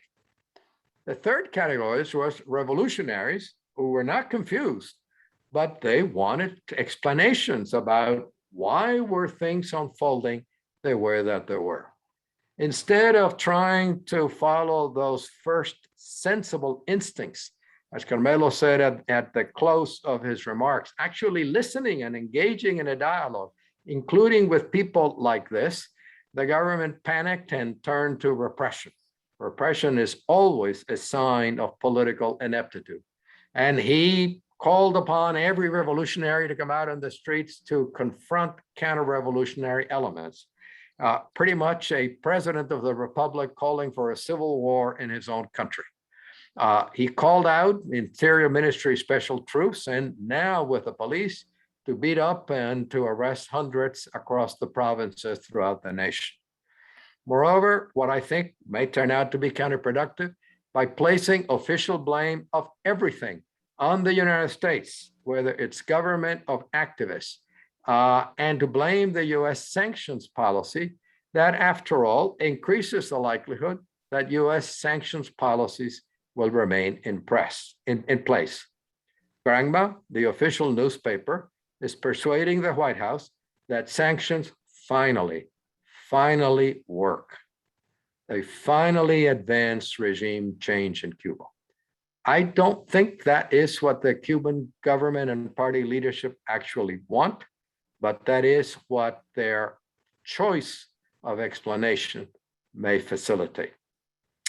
One question, to use a word that Fidel invented in the 1980s, rectificación. Are the protests already succeeding? Just a few days ago, on August 6th, the Council of State finally approved the changes in for small and private sector enterprises and for non-agricultural cooperatives that should have been enacted a decade ago. They now may no longer be enough, but at least it is a baby step, long overdue, forward. Overall, to me, what is noteworthy is the political ineptitude, the reliance on force over politics of a leadership that panicked, that did not know what to do. Next slide, please. Jorge, you need to wrap it up.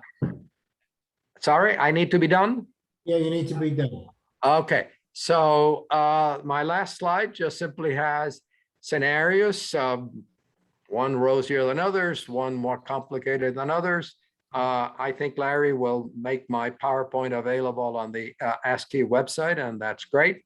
But ultimately, I do want to mention what is the one unavailable option that may be in the minds of more than one of you. The government cannot now dismiss many inept government and party leaders because it already replaced them last April or before. Alternatively, many more inept government and party leaders, incumbents, could go. And that is the cartoon pogo message reminding President Miguel Díaz-Canel, quote, "We have met the enemy and he is us." Or if you prefer a more literary allusion, Shakespeare's play, Julius Caesar, Act 1, Scene 2, line 145, has Cassius saying, "The fault, dear Brutus, lies not in our stars, but in ourselves." Thank you. Thank you. Thank you very much. Excellent presentation. You deserve the reputation you have as a first-rate political analyst, and I thoroughly enjoyed your presentation. Okay, so that wraps up the presenters. We have about a half an hour for questions. Anybody has questions, please click on your Q&A and post them there. In the meantime, I got a couple of questions. As was pointed out by both Carmelo and Omar, the government now is having a great deal of difficulty providing social assistance. The shortages of food and basic essentials, medicines, etc. Hospitals are closed. At the same time, the government is trying to sweep up as much foreign exchange as possible. This leaves little for the expanded private sector. No money for investment, no money for imports. So the question I have is, and apparently, we don't know, but apparently they have close to zero foreign reserves, although we never know the answer to that question because they don't publish them. So my question is, looking at it from the Cuban government perspective, not from our perspective as people who criticize the policies, but from the Cuban government perspective, they need to get as much foreign exchange as possible to satisfy the basic human needs of the population. While at the same time, they need to encourage the productive sector. How do they do that? I mean, we don't have any lender of last resort. Gary, Yeah, go can ahead. you repeat your question, the last part of your question? You are saying that where the government is going to get the hard currency that they need to face the situation. Is that your question? That's the question. And again, it's this, they have this trade-off between making foreign exchange available to the productive sector versus trying to meet basic human needs. And without a lender of last resort, what do? Yeah.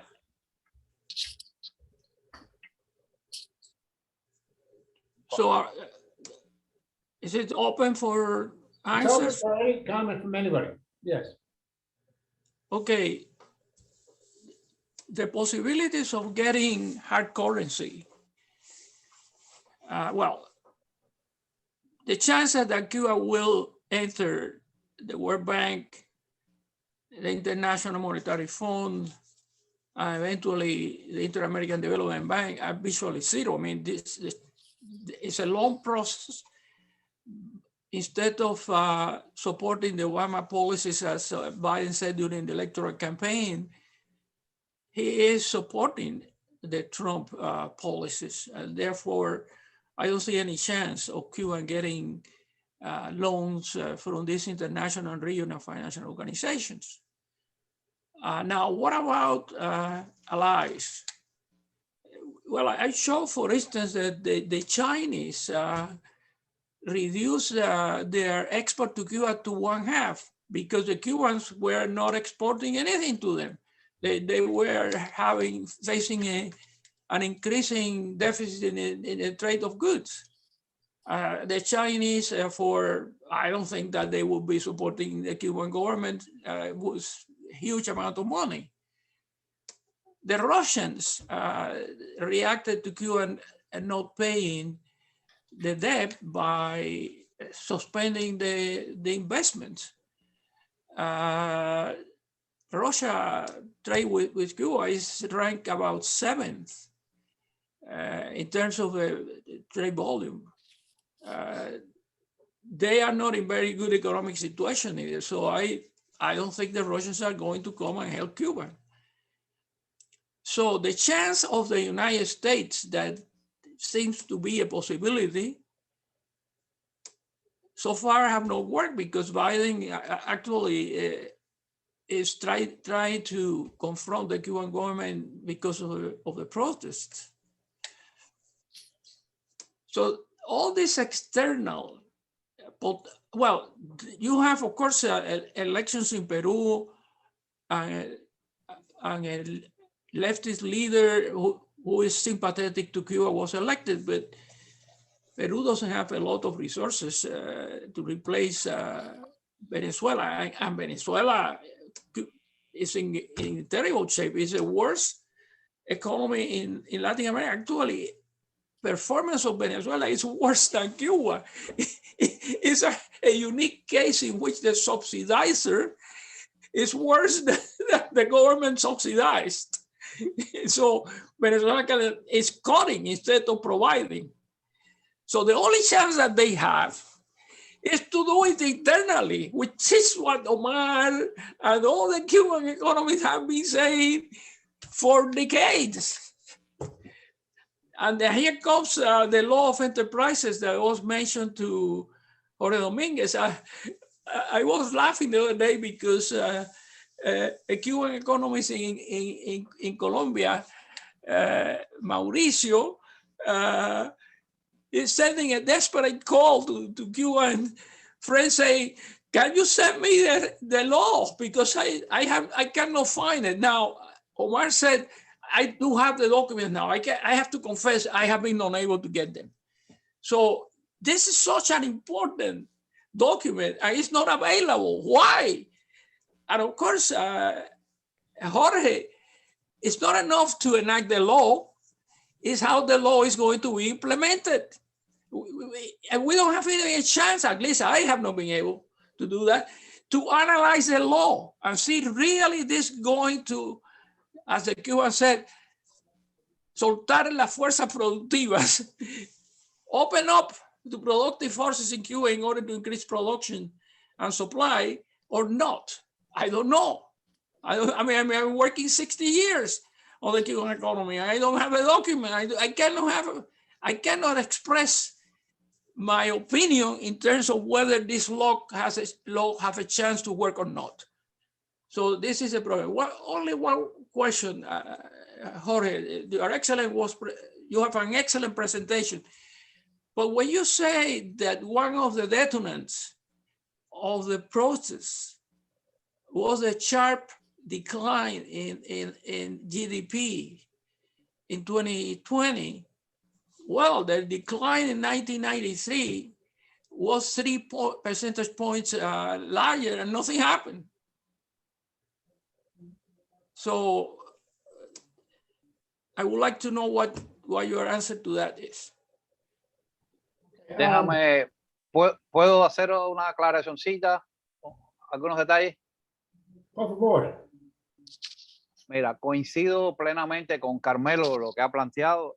Hay barreras que son objetivas, infranqueables, que no dependen de Cuba y Carmelo lo ha explicado muy bien. Pero sin embargo, hay pequeñas cosas que tampoco resolverán el problema completo, pero lo minorizan, o sea, lo aminoran. ¿Por qué tú tienes que importar a través de una empresa estatal? ¿Por qué hay cuántas cosas? ¿Por qué el comercio minorista tiene que ser solo estatal? O sea, cuántas cositas. Y voy a poner solo 2 ejemplos. Los 2 aviones que llegaron de Rusia con donaciones trajeron en cada uno 44 toneladas, es decir, 88 toneladas. En 6 días de permitir la libre importación de alimentos, aseo y medicina, entraron 112 toneladas. Entonces, hay un ejemplo ahí claro. Y estoy hablando de pasajeros con limitaciones de vuelo, con toda una serie de cosas. ¿Qué potenciales hay que un familiar de Estados Unidos le mande 6 cajas de vino a un cubano que tiene un negocio privado y pague los impuestos por esas 6 cajas de vino? Son ingresos que entran al Estado poco a poco. Pero mientras que tú tengas la concepción estatalista, descentralizada, hay muchas cosas que se podrían mejorar. Y no digo que el Estado esté frenando, el Estado está haciendo nuevas cosas, pero todavía lo hace muy gradual, como si el tiempo fuera eterno. Y el ejemplo manifiesto es el 11 de julio. La gente no puede seguir esperando que tú le digas que en el 2030 que se van a resolver problemas. La gente quiere ahora, porque la hora de él es 30 años esperando. Entonces tienen que entender que realmente tú tienes que agotar todo lo posible que te pueda dar pequeños recursos. Y yo estoy seguro que muchos privados cubanos podrían tener suficiente divisa para importar directamente, para comprar en la zona económica de desarrollo especial. Entonces, siguen todavía, aunque dicen que sí, pero siguen todavía frenando, el Estado sigue por en medio. ¿Por qué no puede haber una tienda privada en Cuba? ¿Cuál es la ideología que trae eso? Que yo pueda tener una paladar, pero no puedo tener una tienda. O sea, son cosas ahí que realmente no se justifican hoy en el año 2021. Es lo que estoy. Entonces, en el corto plazo hay pocas que el gobierno puede hacer, pero puede hacer algunas cosas sobre las importaciones y todo. Carmelo, sobre la new laws for small and medium enterprises, the government said they were going to publish them in the Gazette. Of course, they haven't appeared. They've been talking about new laws for small and medium enterprises for at least a decade, and they can't seem to produce them. It's interesting to me that they say they had now formulated those rules, but they still can't seem to get them published. It's a very curious system, and I think it goes to some extent to what Jorge argues, that we may be getting a very inept leadership at the top, and a leadership that doesn't really understand that what needs to be done. Carmelo, a very quick question. How did you measure underemployment? Well, I have measured underemployment. I had a paper published in ASCE about social welfare in Cuba and the effect of the Raúl Castro reforms, in which I show how I do measure underemployment. And there is a figure with a statistical series. So I have done that. Okay. And you do it by counting the number of people that were left in what the Cubans call in nóminas infladas.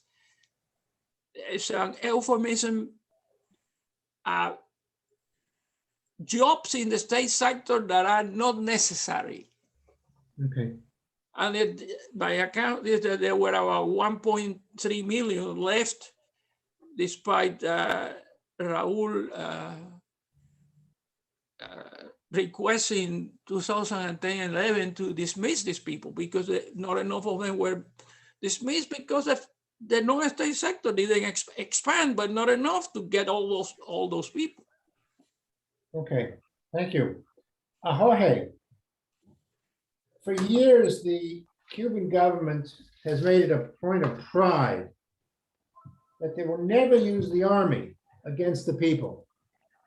It's been a point of pride in Cuba for as long as I can remember. And the way they've handled protests, never as large as when they're just dealt with, but the way they've always dealt with protests is they sort of contain the protests and they try not to attack the protesters. And then afterwards, they go and quietly arrest those that they can. So this was a departure this time in the way they handled it. Can the government use the army against the people? So there have been many local protests over the years. Sometimes it is workers in a factory who are unhappy, not necessarily with a political regime, but with a really terrible manager of that factory. Sometimes it may be in a municipality. Sometimes it may be because people go to the pharmacy and they find no medicine. There are a great many of these. And a more capable political leadership, Gary, as you noted, would handle a variety of ways, both to persuade and to explain, and when necessary, to use the either local committees for the defense of the revolution or the local police to arrest people and diffuse the protest. The last big protest that got out of hand was in the summer of 1994 on the Malecón near Havana Harbor. And at that time, those local means, those diffuse means were not sufficient. And that is when Fidel shows up. And that is when the Ministry of the Interior special troops were called up. In general, special troops of the Interior Ministry have been called at other times when local police are not enough. In general, there seems to be a very clear policy not to use the armed forces that depend, among other things, on military conscripts on the draft, not to use the armed forces to control internal protests, but instead to use the professional forces under the Ministry of the Interior that are the special troops. For the most part, they have been sufficient. They were sufficient this time. This was a very large protest, as I mentioned briefly, but others have commented on, dozens of cities and towns, pretty much every province throughout the country. This was a very big deal. And the Interior Ministry demonstrated that it has the capacity to do that. Among the unfortunate descriptions of what happened in Cuba in July is the expression, a failed state. No, it may be a very ineptly governed country. It may have been a brutal and unwarranted use of force, but it's not a failed state. It won that confrontation. Can I envisage calling out the armed forces as opposed to Interior Ministry troops? I can envisage it, but if so, it would be a much more severe set of circumstances. The country would need to be in civil war, which is not a scenario that I anticipate anytime foreseeably. Let me just take a moment, Gary, to address Carmelo's two thoughtful points. So you're absolutely right. Implementation matters. A pretty law drafted the way lawyers would want to do it is not enough, of course. I was making a tiny point, which is the timing. They had presumably approved these weeks ago, and they had not moved. And so what they did on August 6th is to send the political signal. This is in the way. We're not yet going to tell Carmelo or Mauricio or anybody else, maybe Omar is all right, but not you other guys, what the law says. But we do want to send the political signal that there is movement. I think that's all that was. And yes, you're right. We need to wait to see not only what the law says, but how it will be applied. And that we will not know for months. I mean, we will need to observe it. I think the nosedive, so to be self-critical of a part of my presentation, what occurred in mid-2021, just days before the protest, is the convergence of many things at the same time that seemed unrelated. That from the perspective of a single individual, things were bad, but now all of a sudden they're much worse. It is the high inflation. It is that I cannot get food. It is that I cannot turn on, I don't have enough money for an air conditioner, or maybe I have a little fan. I cannot turn that because there's a power blackout. All of a sudden, the pandemic, which I, as a simple person, had thought was under control, is now much worse than it had been at any time. So I think it was. Can I ask you a question? A combination, yes. I agree that it's a combination of measures. So I won't be so easy in terms of rejecting some of Omar and my own reasons for this. I think these are factors you have to take into consideration. Yeah, but yes. My question is this: do you think, therefore, that now in Cuba, the situation is worse than in 1993? It is different than in 1993. With the pandemic, it is worse than in 1993. Remember, you've worked far more than I have very ably on the Cuban healthcare system. The Cuban healthcare system seems to have broken down this time. If you are an ordinary person stuck in your home, realizing that COVID-19 is out of control, when it had seemed to be managed well, that something like that did not happen in the early 90s, even though it deteriorated sharply, and access to medicines in the early 90s was a very serious problem. The sense that the healthcare system had broken down, I think, is new. That, again, that's a political comment. Okay. We get some questions from the audience. From Roger De La Torre, an illustrious former member of our Central Committee, our board, wants to know, ¿Quién está tomando las decisiones económicas, Gil or Luis Alberto Rodriguez López Cajellas? I didn't understand. Have to repeat slowly, please. Okay, who is taking the economic decisions? Gil or Luis Alberto Rodriguez López Cajellas?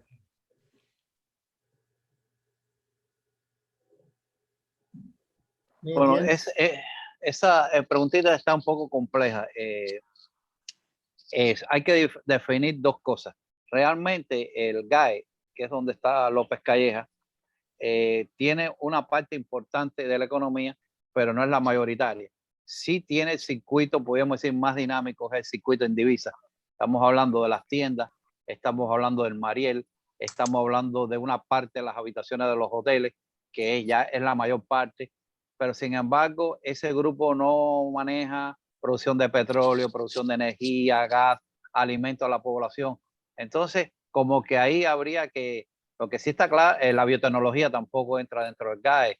Entonces, a la visión de las personas, como es el sector dinámico, es el sector que tiene que ver con todas las tiendas, tiene que ver con el turismo, tiene que ver con la zona especial de Mariel, tiene que ver con los bancos, o sea, el Banco Financiero Internacional pertenece al GAE, podría darse la idea de que tiene un peso importante. Yo sí creo que tiene un peso importante en la liquidez del país, en el dinero que se maneja. Y eso sí yo creo.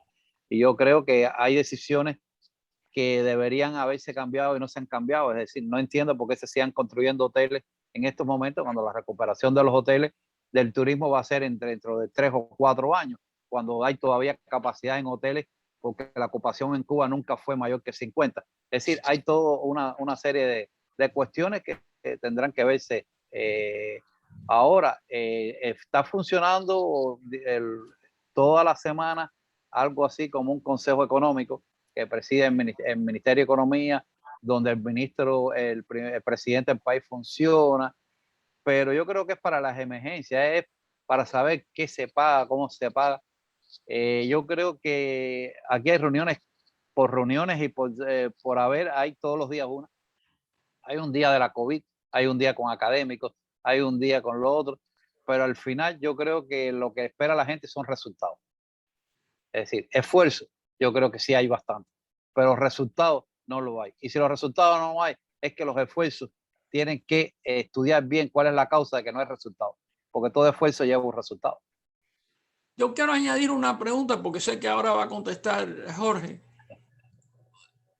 Tú muestras de una manera impresionante el cambio en la dirigencia, el cambio en términos de género, de raza, de edad, lo comparas con lo que había antes y son gente nueva, y tú le llamas institucionalización o mayor institucionalización.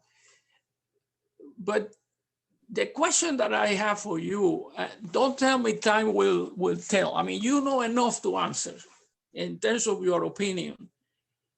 do you think that this is really going to make a difference? You made the point about that they selected the worst of the people elected, which is a very good point.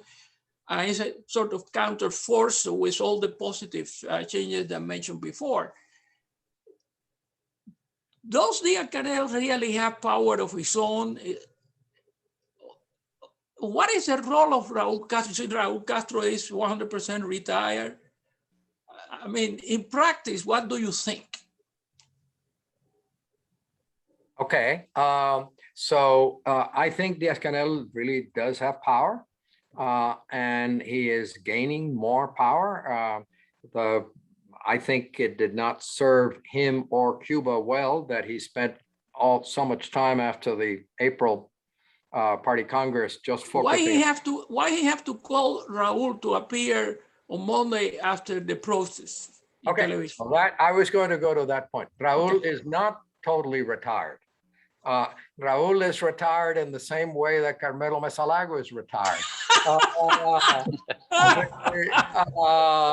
You know, and Raúl continues to be a significant political figure and political force. And so do some of the other senior leaders in the leadership who are formally retired. But the relationship, if you will, you know, the Díaz-Canel power really has risen, and this is a new team. Among the more significant political changes is getting rid of the old secretariat, the José Ramón Machado secretariat. So that matters for economic policy changes in the future as well. So I think that is significant. That's not now the first part of your question, Carmelo, was you wanted me to comment that Díaz-Canel and Raúl, but before that, I think you said something that then slipped my mind. Oh, I mean, whether all these changes. Oh, whether they matter, yes. Okay, no, I know. So the demographic changes, I think they matter for some people symbolically. I use the expression demographic inclusion in order not to use the expression demographic representation. I do not think that Esteban Lasso, president of the National Assembly and Afro-descendant, is representing Cuba's Blacks.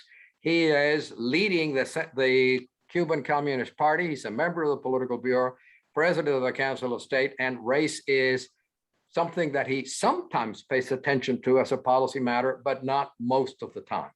And so I don't think that these symbolic changes are decisive in any way, but they are a change. It is, I didn't show on my PowerPoint, but if you compare it to Fidel's last Council of State, Fidel, pardon the expression, is the only way, did not give a damn about how many Afro-descendants he did or did not have in the leadership. Fidel clustered around himself in all of these elite institutions, his same old buddies from the 1950s. So that is a symbolic political change of great importance. No, the much greater importance is the personnel rotation. And that's why I spent more time in the entire secretariat, most of the senior generals, half of the political bureau, half of the central. Those changes matter more. Okay, thank you.